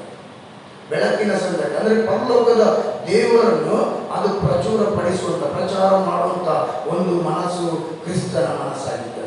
ಇವತ್ತು ನಮ್ಮ ಒಳಗೆ ಯಾವ ಮನಸ್ಸು ಉಂಟು? ಇವತ್ತು ನಾವು ತಿಳ್ಕೊಳ್ಳೋದಾದ್ರೆ ಅಲ್ಲಿ ವಾಕ್ಯ ಹೇಳ್ತದೆ, ನಾವು ಪ್ರಾಪಂಚಿಕ ಆತ್ಮವನ್ನು ಹೊಂದದೆ ದೇವರು ನಮಗೆ ದಯಪಾಲಿಸಿದ ಕೃಪಾ ವರಗಳನ್ನು ತಿಳಿದುಕೊಳ್ಳುವುದಕ್ಕಾಗಿ ದೇವರಿಂದ ಬಂದ ಆತ್ಮವನ್ನೇ ಹೊಂದಿದ್ದೇವೆ. ಯಾರಿಂದ ಬಂದಿದೆ ಆತ್ಮ? ದೇವರಿಂದ ಬಂದಂತ ಒಂದು ಆತ್ಮ ಉಂಟು. ದುರಾತ್ಮನಿಗೆ ಸಂಬಂಧಪಟ್ಟ ಒಂದು ಆತ್ಮ ಉಂಟು. ದುರಾತ್ಮನಿಗೆ ಸಂಬಂಧಪಟ್ಟ ಆತ್ಮ ಅದು ಆದಾಮನಿಂದ ಬಂದಿತ್ತು. ಆದರೆ ದೇವರಿಂದ ಬಂದಂತ ಆತ್ಮ ಅದು ಕ್ರಿಸ್ತನ ಮೂಲಕ ನನಗೆ ನಿಮಗೆ ಕೊಡಲ್ಪಟ್ಟಿದೆ. ಈಗ ಕ್ರಿಸ್ತನ ಮೂಲಕ ಯಾವಾಗ ಆ ಆತ್ಮ ನಮಗೆ ಕೊಡಲ್ಪಟ್ಟಿದ, ಈಗ ದುರಾತ್ಮನಿಗಿಂತ ಬಂದಂತ ಆತ್ಮ ಅದು ಆ ಸ್ಥಳವನ್ನು ಬಿಟ್ಟು ಓಡಿ ಹೋಗ್ತದೆ. ಆದರೆ ದೇವರಿಂದ ಬಂದಂತ ಆತ್ಮ ನಮ್ಮ ಒಳಗೆ ನೆಲೆಗೊಳ್ಳುವಂಥದ್ದಾಗಿದೆ. ದುರಾತ್ಮನಿಂದ ಬಂದಂತ ಸತ್ತಂತ ಆತ್ಮ ಎಷ್ಟು ಸಮಯದವರೆಗೆ ಒಳಗಿತ್ತ ಅಲ್ಲಿವರೆಗೆ ಅದು ಲೋಕದ ನಂಬಿಕೆಯಲ್ಲಿ ಜೀವಿಸುವಂಥದ್ದಾಗಿತ್ತು. ಲೋಕದ ಮಾತುಗಳನ್ನು ಆಡ್ತಿತ್ತು, ಲೋಕದ ಸಂಗತಿಯನ್ನು ವಿವರಿಸಿತ್ತು, ಲೋಕದ ಒಂದು ಆಶೆಯಲ್ಲಿ ಅದು ಮುಳುಗಿತ್ತು. ಲೋಕದಲ್ಲೇ ಜೀವನ ಶಾಶ್ವತವಾಗಿ ಇಲ್ಲೇ ಈ ಲೋಕದಲ್ಲಿ ಜೀವಿಸುವವರಾಗಿ ಅದು ಏನು ಮಾಡ್ತಿತ್ತು? ಮನಸ್ಸನ್ನು ಏನು ಮಾಡ್ತಿತ್ತು? ಅದು ಇಲ್ಲೇ ನೆಲೆಗೊಳ್ತಿತ್ತು. ಆದ್ದರಿಂದ ಇವತ್ತು ನೋಡಿ, ಕೊರೋನಾ ಬಂದರೆ ಸಾಯುವುದು ಸಹ ಆಯುಷ್ ಮುಗಿ ಸಾಯುವ ಎರಡು ಸಹ ಒಂದೇ. ಏನು ವ್ಯತ್ಯಾಸ ನನಗೇನು ಕಾಣ್ತಾ ಇಲ್ಲ. ಕೊರೋನಾ ಬಂದು ಸತ್ತೋದ್ರೆ ಸಹ ಆಯುಷ್ ಮುಗ್ದು ಸತ್ತೋದ್ರೆ ಎರಡು ಸಹ ಸಾಯುವಂಥದ್ದು. ಆದರೆ ಲೋಕಕ್ಕೆ ಬಹಳ ಭಯ ಪಡ್ತಾರೆ. ಕ್ರಿಸ್ತನ ಮನಸ್ಸು ನನ್ನಲ್ಲಿ ಇರುವುದಾದ್ರೆ, ನಾನು ಹೇಗ ನನ್ನ ಜೀವಿತವನ್ನು ದೇವರ ಕೈಯಲ್ಲಿ ಇರುವುದಾದ್ರೆ ನನ್ನ ಆತ್ಮಕ್ಕೆ ನಾನು ಬೆಲೆ ಕೊಡುವಂಥದ್ದು. ನಾನು ನನ್ನ ಆತ್ಮಕ್ಕೆ ನಾನು ಗೌರವ ಕೊಡುವುದಾದ್ರೆ, ಕ್ರಿಸ್ತನಿಂದ ಬಂದ ದೇವರಿಂದ ನನಗೆ ಕೊಡಲ್ಪಟ್ಟ ಆತ್ಮಕ್ಕೆ ನಾನು ಗೌರವ ಕೊಡುವುದಾದ್ರೆ, ಅದನ್ನು ನಾನು ಘನಪಡಿಸುವುದಾದ್ರೆ, ಆತನು ಏನ್ ಮಾಡ್ತಾನೆ? ನಮ್ಮನ್ನು ಗೌರವಿಸುವಂತ ದೇವರಾಗಿದ್ದಾನೆ. ನಾವು ಪ್ರಪಂಚಿಕ ಆತ್ಮವನ್ನು ಹೊಂದಿದವರಲ್ಲ, ಕ್ರಿಸ್ತನ ಮೂಲಕ ನಾವು ಏನಾಗಿದ್ದೇವೆ? ದೇವರಿಂದ ಬಂದಂತ ಆತ್ಮವನ್ನು ನಾವು ಹೊಂದಿಕೊಂಡವರಾಗಿದ್ದೇವೆ. ಈಗ ನನ್ನ ನಂಬಿಕೆ ನನ್ನ ಲೋಕದಲ್ಲಿರೋ ನಂಬಿಕೆ ಅಲ್ಲ, ಲೋಕದ ನಂಬಿಕೆ ನನ್ನನ್ನು ಸತ್ತೋಯ್ತು. ಈಗ ಕ್ರಿಸ್ತ ನಂಬಿಕೆ ನನ್ನೊಳಗೆ ವಾಸ ಮಾಡ್ತಿರುವಂತ. ಯಾರೊಳಗೆ ಕ್ರಿಸ್ತ ನಂಬಿಕೆ ವಾಸ ಮಾಡ್ತದ ಅವನು ಲೋಕವನ್ನು ನೋಡಿ ಮಾತಾಡೋದಲ್ಲ, ಅವನು ಪರಲೋಕವನ್ನು ನೋಡಿ ಮಾತಾಡುವಂತಾನೆ.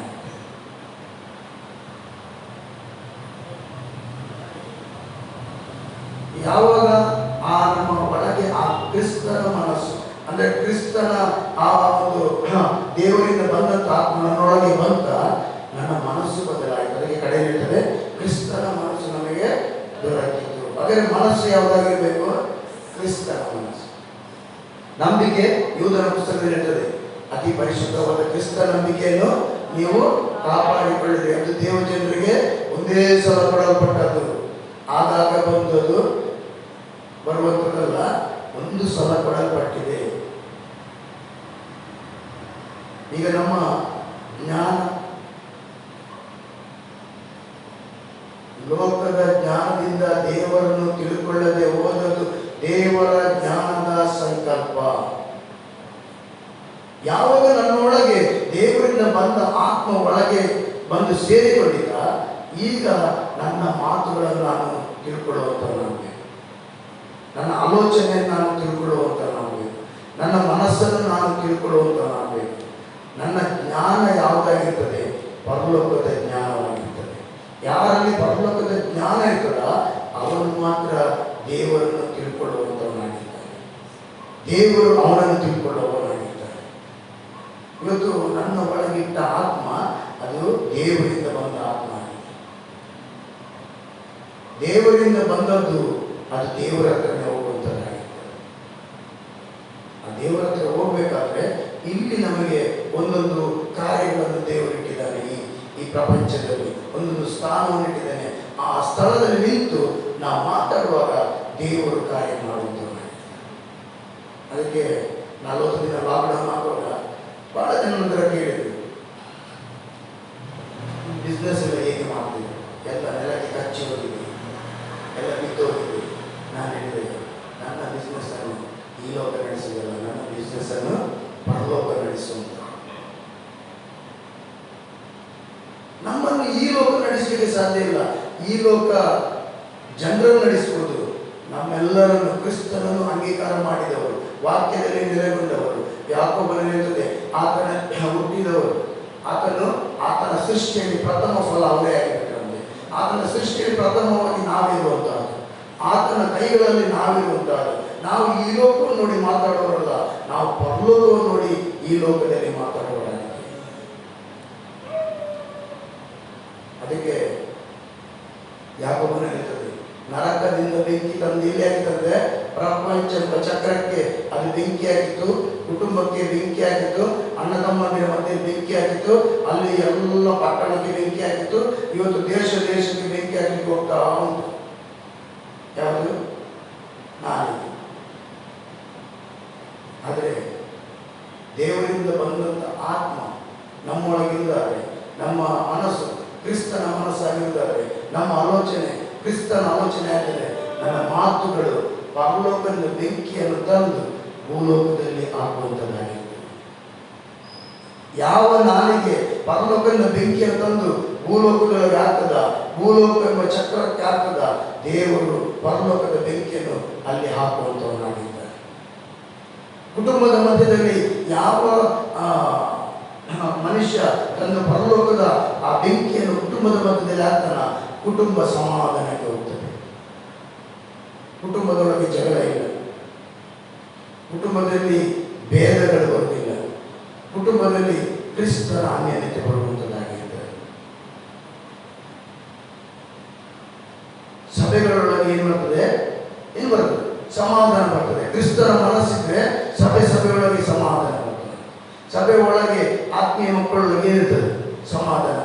ಅನ್ಯತೆ ಬರ್ತದೆ. ಇವತ್ತು ಪರಲೋಕದ ಬೆಂಕಿ ತಂದು ನಾವು ಎಲ್ಲಿ ಹಾಕಬೇಕು?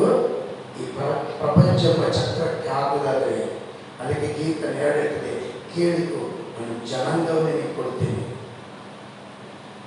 ಒಬ್ಬನನ್ನು ಕೊಡ್ತೀನಿ ಅಂತ ಹೇಳಿಲ್ಲ, ಜನಾಂಗವನ್ನೇ ನಿನಗೆ ಕೊಡ್ತೇನೆ. ಆದರೆ ನೀನೇನು ಮಾಡಬೇಕು? ಪರಲೋಕದ ಬೆಂಕಿಯನ್ನು ತಂದು ಜನಾಂಗದ ಮೇಲೆ ಹಾಕಬೇಕು. ಇವತ್ತು ಜನಾಂಗದ ಮೇಲೆ ಹಾಕಿ ಯಾವ್ದು ಹಾಕ್ತಾರೆ?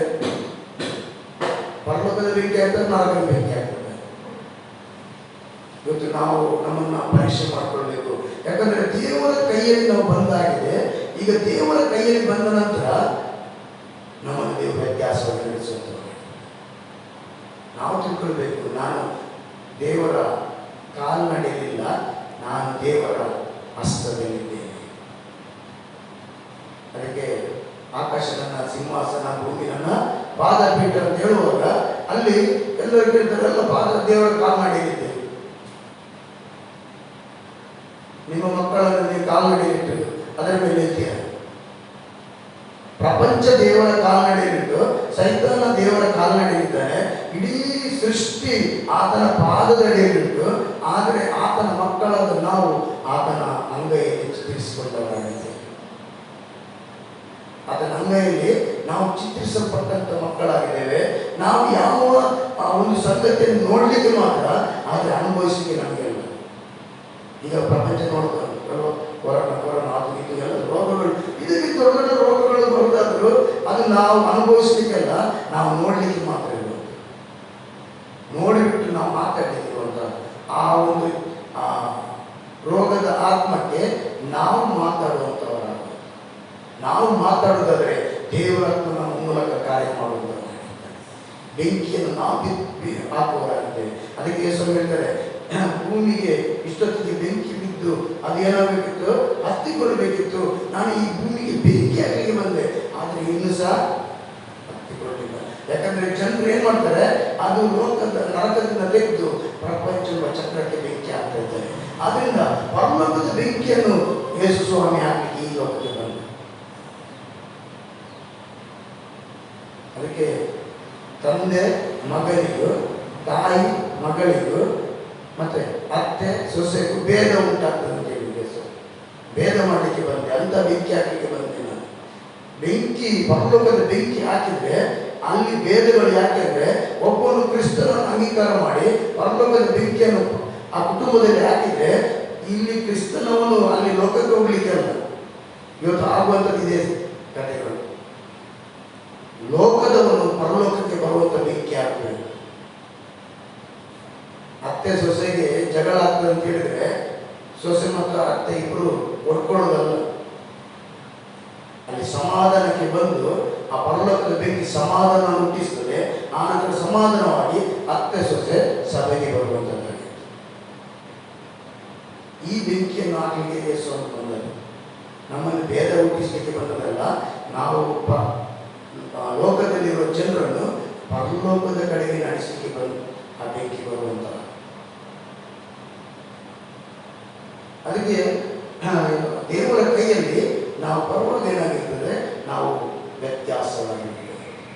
ಅದರಿಂದ ನಮ್ಮ ಒಳಗೆ ಯಾವ ಆತ್ಮ ಉಂಟು? ದೇವರಿಂದ ಬಂದಂತ ಆತ್ಮವನ್ನು ನಾವು ಹೊಂದಿಕೊಂಡವರಾಗಿದ್ದೇವೆ. ನಾವು ತಿಳ್ಕೊಳ್ಬೇಕು, ನನ್ನಲ್ಲಿ ದೇವರ ಆತ್ಮ ವಾಸ ಮಾಡುತ್ತಿದ್ದಾನೆ. ಇವತ್ತು ಹೇಳಲಿಕ್ಕೆ ಕಷ್ಟ ಆಗ್ತದೆ. ಅದಕ್ಕೆ ನನ್ನೊಂದು ಸಭೆಗೆ ಹೋಗಿದ್ದೆ.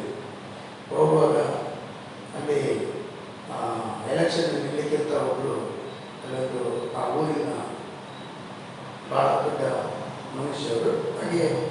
ಹಾಗೆ ಅವರು ನಮ್ಮ ಅಲ್ಲಿ ಸಭೆಯವರು ಏನು ಮಾಡಿ ಫೋನ್ ಮಾಡಿ ಅವರಿಗೆ ಫೋನ್ ಮಾಡಿದ್ರು. ಮತ್ತು ನಂತರ ಕೊಟ್ಟು ಸ್ವಲ್ಪ ಅವರಿಗೆ ಪ್ರಾರ್ಥನೆ ಮಾಡಿ ಎಲೆಕ್ಷನ್ ವಿನ್ ಆಗಲಿಕ್ಕೆ. ಹಾಗೆ ನಾನು ಅವ್ರ ಹತ್ರ ಮಾತಾಡಿದೆ.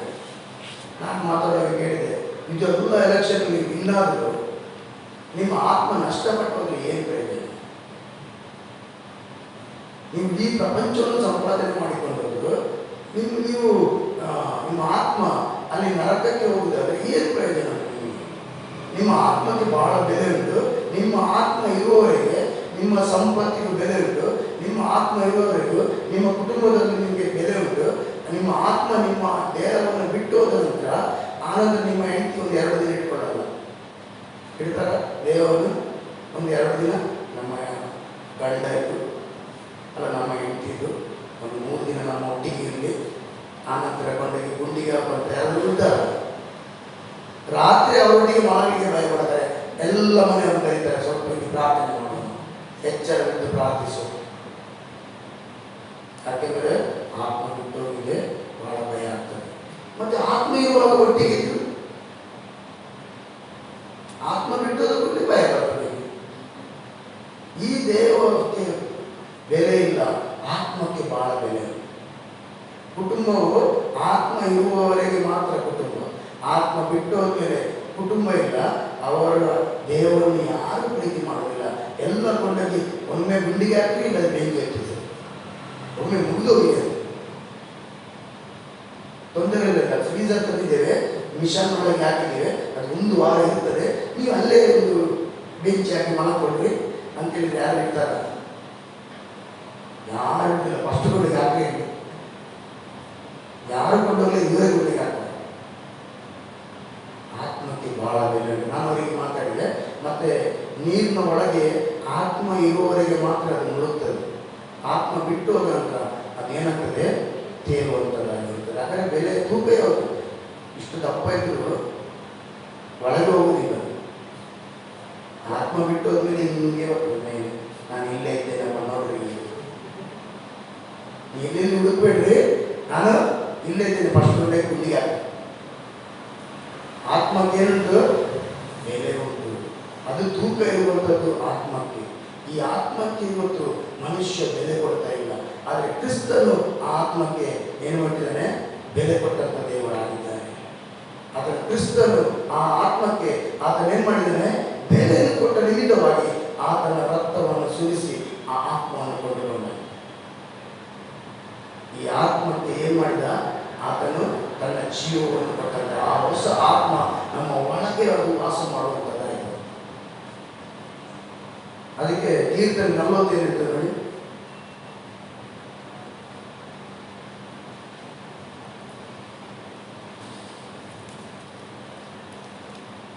ಕೀರ್ತನೆ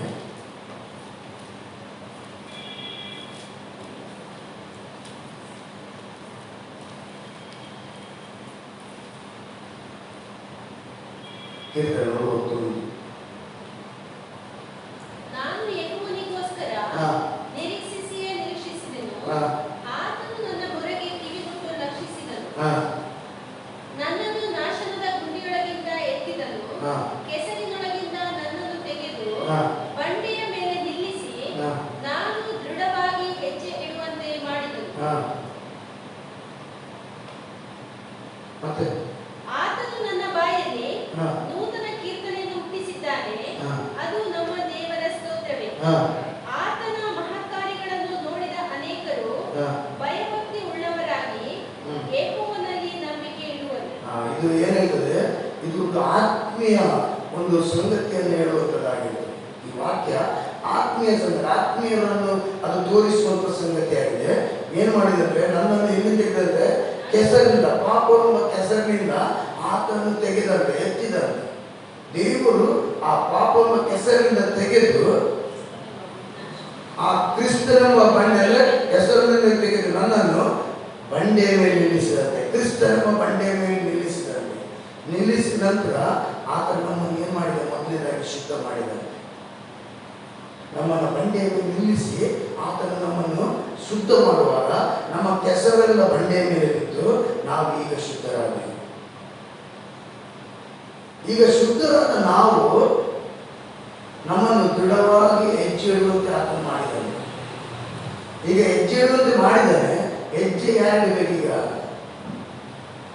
ಹೆಜ್ಜೆ ನಾವು ಇಡಬೇಕು.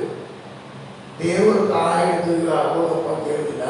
ನಾವು ದೃಢವಾಗಿ ಹೆಜ್ಜೆ ಇಡುವಾಗ ನಮ್ಮ ಬಾಯಿಯಲ್ಲಿ ನೂತನ ಕೀರ್ತನೆ ಆತನು ಹುಟ್ಟಿಸಿದ್ದಾನೆ.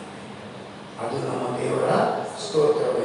ನಾವು ಏನು ಹೇಳಬೇಕು? ಆತನ ಮಹತ್ಕಾರ್ಯಗಳನ್ನು, ಆತನು ಮಾಡಿದ ಅದ್ಭುತಗಳನ್ನು ನಾವು ವರ್ಣಿಸಿಕೊಂಡು ನಾವು ದೃಢವಾಗಿ ಹೆಜ್ಜೆ ಇಟ್ಟುಕೊಂಡು ಮುಂದೆ ಹೋಗುವಾಗ ಆತನ ಆ ಮಹತ್ಕಾರ್ಯಗಳನ್ನು ನೋಡಿದ ಅನೇಕರು ಏನು ಮಾಡ್ತಾರೆ ಅಂದರೆ ದೇವರಲ್ಲಿ ಅವರು ನಂಬಿಕೆ ಇಡುವವರಾಗಿರ್ತಾರೆ.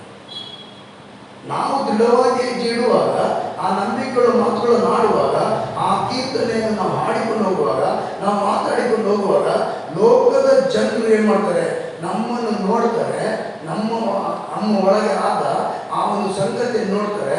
ನಮ್ಮಲ್ಲಿ ಆ ಮಾತುಕಾರ್ಯಗಳು, ನಾವು ಮಾತಾಡುವಾಗ ನಮ್ಮ ಮೂಲಕ ದೇವರು ಅದ್ಭುತಗಳನ್ನು ಮಾಡ್ತಾನೆ, ಮಾತುಕಾರ್ಯಗಳನ್ನು ಮಾಡ್ತಾನೆ.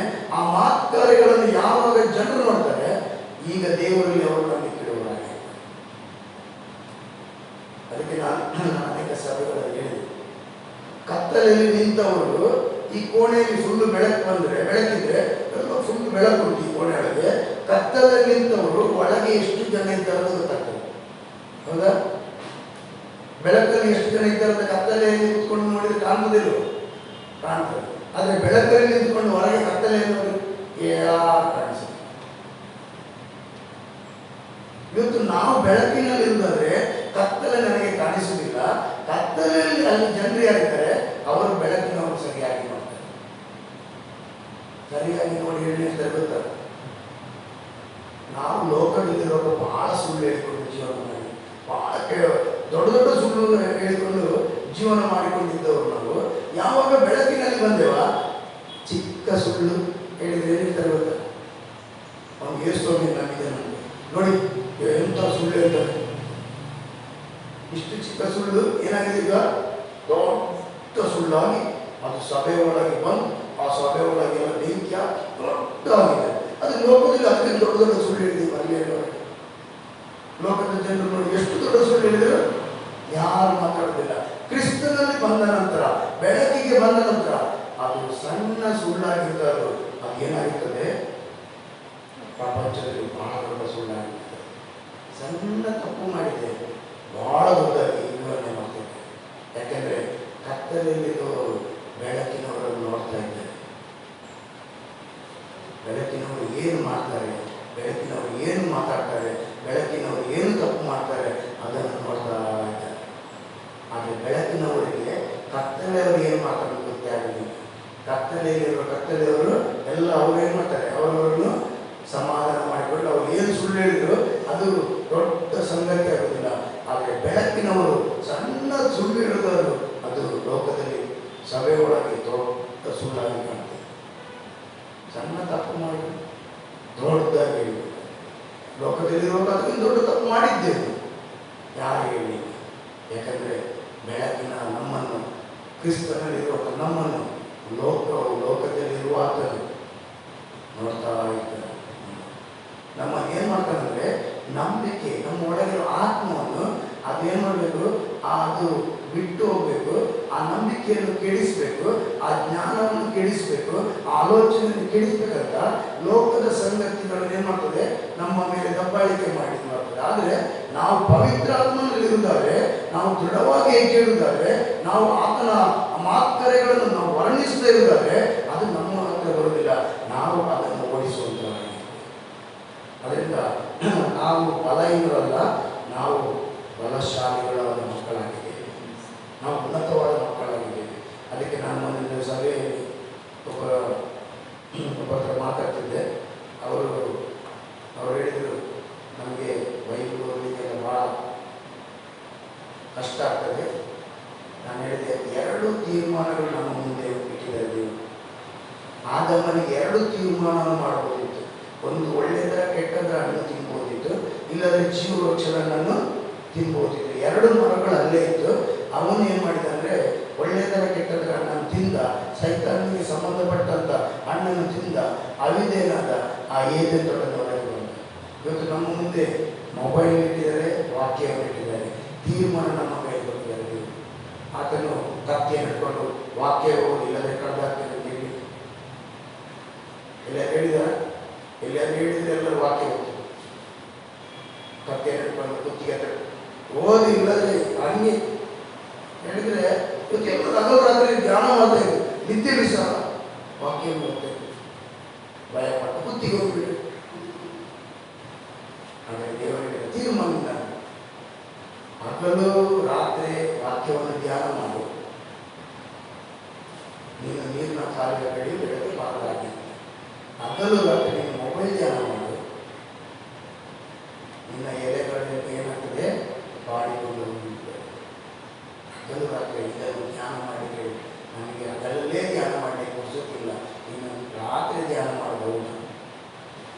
ಇವತ್ತು ಸಿಕ್ಕಿದ ಸಮಯ, ಯಾವಷ್ಟು ಸಮಯ ಸಿಗ್ತದೋ ಆ ಸಿಕ್ಕುವ ಸಮಯವನ್ನು ನಿದ್ರೆ ಬರದಿದ್ರೆ ಕೂತ್ಕೊಂಡು ಬೈಬಲ್ ಓದಬೇಕು.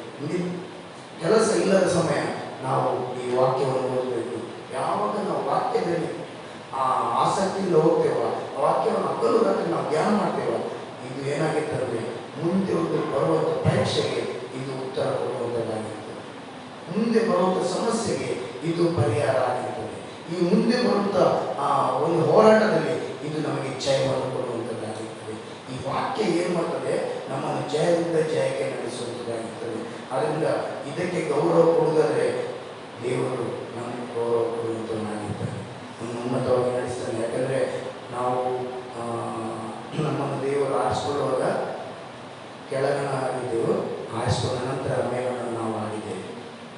ನಾವು ದೇವರು ಕರೆಯುವ ಮೊದಲು ಸಾಲಗಾರರಾಗಿದ್ದೆವು, ನಾವು ದೇವರು ಕರೆದ ನಂತರ ಸಾಲ ಕೊಡುವವರಾಗಿದ್ದೆವು.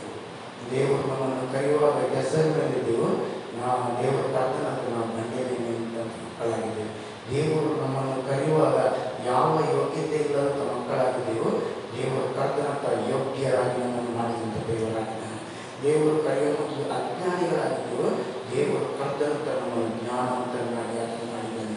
ದೇವರು ಕರೆಯುವ ಮೊದಲು ನಾವು ಗಣನೆಗೆ ಬಾರದ ಮಕ್ಕಳಾಗಿದ್ದೆವು, ದೇವರು ಕರೆದ ನಂತರ ಗಣ್ಯರ ಮುಂದೆ ನಿಲ್ಲುವುದಕ್ಕೋಸ್ಕರ ಗಣ್ಯರನ್ನಾಗಿ ದೇವರು ನಮ್ಮನ್ನು ಮಾಡಿದಂಥ ದೇವರಾಗಿದ್ದಾನೆ. ಅದಕ್ಕೆ ಇವತ್ತು ಡಾಕ್ಟರ್ನವರು ಹೇಳ್ತಾರೆ, ಈ ಮನುಷ್ಯ 3-4 ದಿನದಲ್ಲಿ ಸತ್ತೋಗ್ತಾನೆ ಅಂತೇಳಿ ಹೇಳಿದರೆ ದೇವರ ಮಕ್ಕಳಾದ ನಾವು ಆಸ್ಪತ್ರೆಗೆ ಹೋಗಿ ಸಾಹಿತ್ಯ ಅಂತ ಹೇಳೋದಿಲ್ಲ, ಹೇಳ್ತೇವ? ಇನ್ನೊಂದು 3 ದಿನದಲ್ಲಿ ಇವನು ಸತ್ತೋಗ್ತಾನೆ ಹೋಗಿ ಅಂತ ಹೇಳ್ತೇವ? ಏನು ಹೇಳ್ತೇವೆ? ಇವನು ಸಾಯಿಲ್ಲ, ಇವನು ಬದುಕ್ತಾನೆ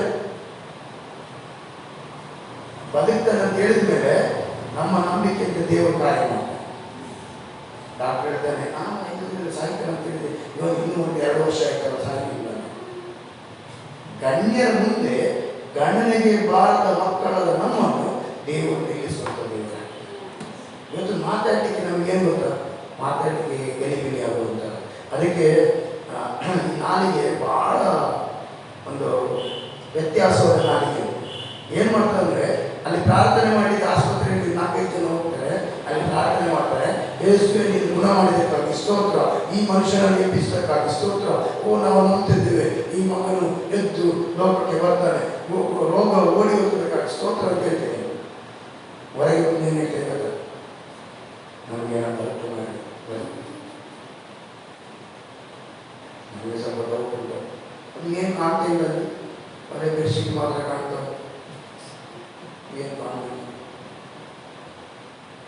ಯೇಸು ಸ್ವಾಮಿ ಹಾಗೆ ಮಾತಾಡಲಿಲ್ಲ, ಅಲ್ಲಿ ಎಂಥದ್ದು ವಾಸನೆ ಬರ್ತದೆ, ಅಲ್ಲಿ ಕೊಳ್ತೋಗಿದೆ, ಯಾಕೆ ಕಾಣ್ತಾ ಇಲ್ಲ, ಬೇಡ ನಾವು ಹೋಗು ಅಂತ ಹೇಳಿಲ್ಲ.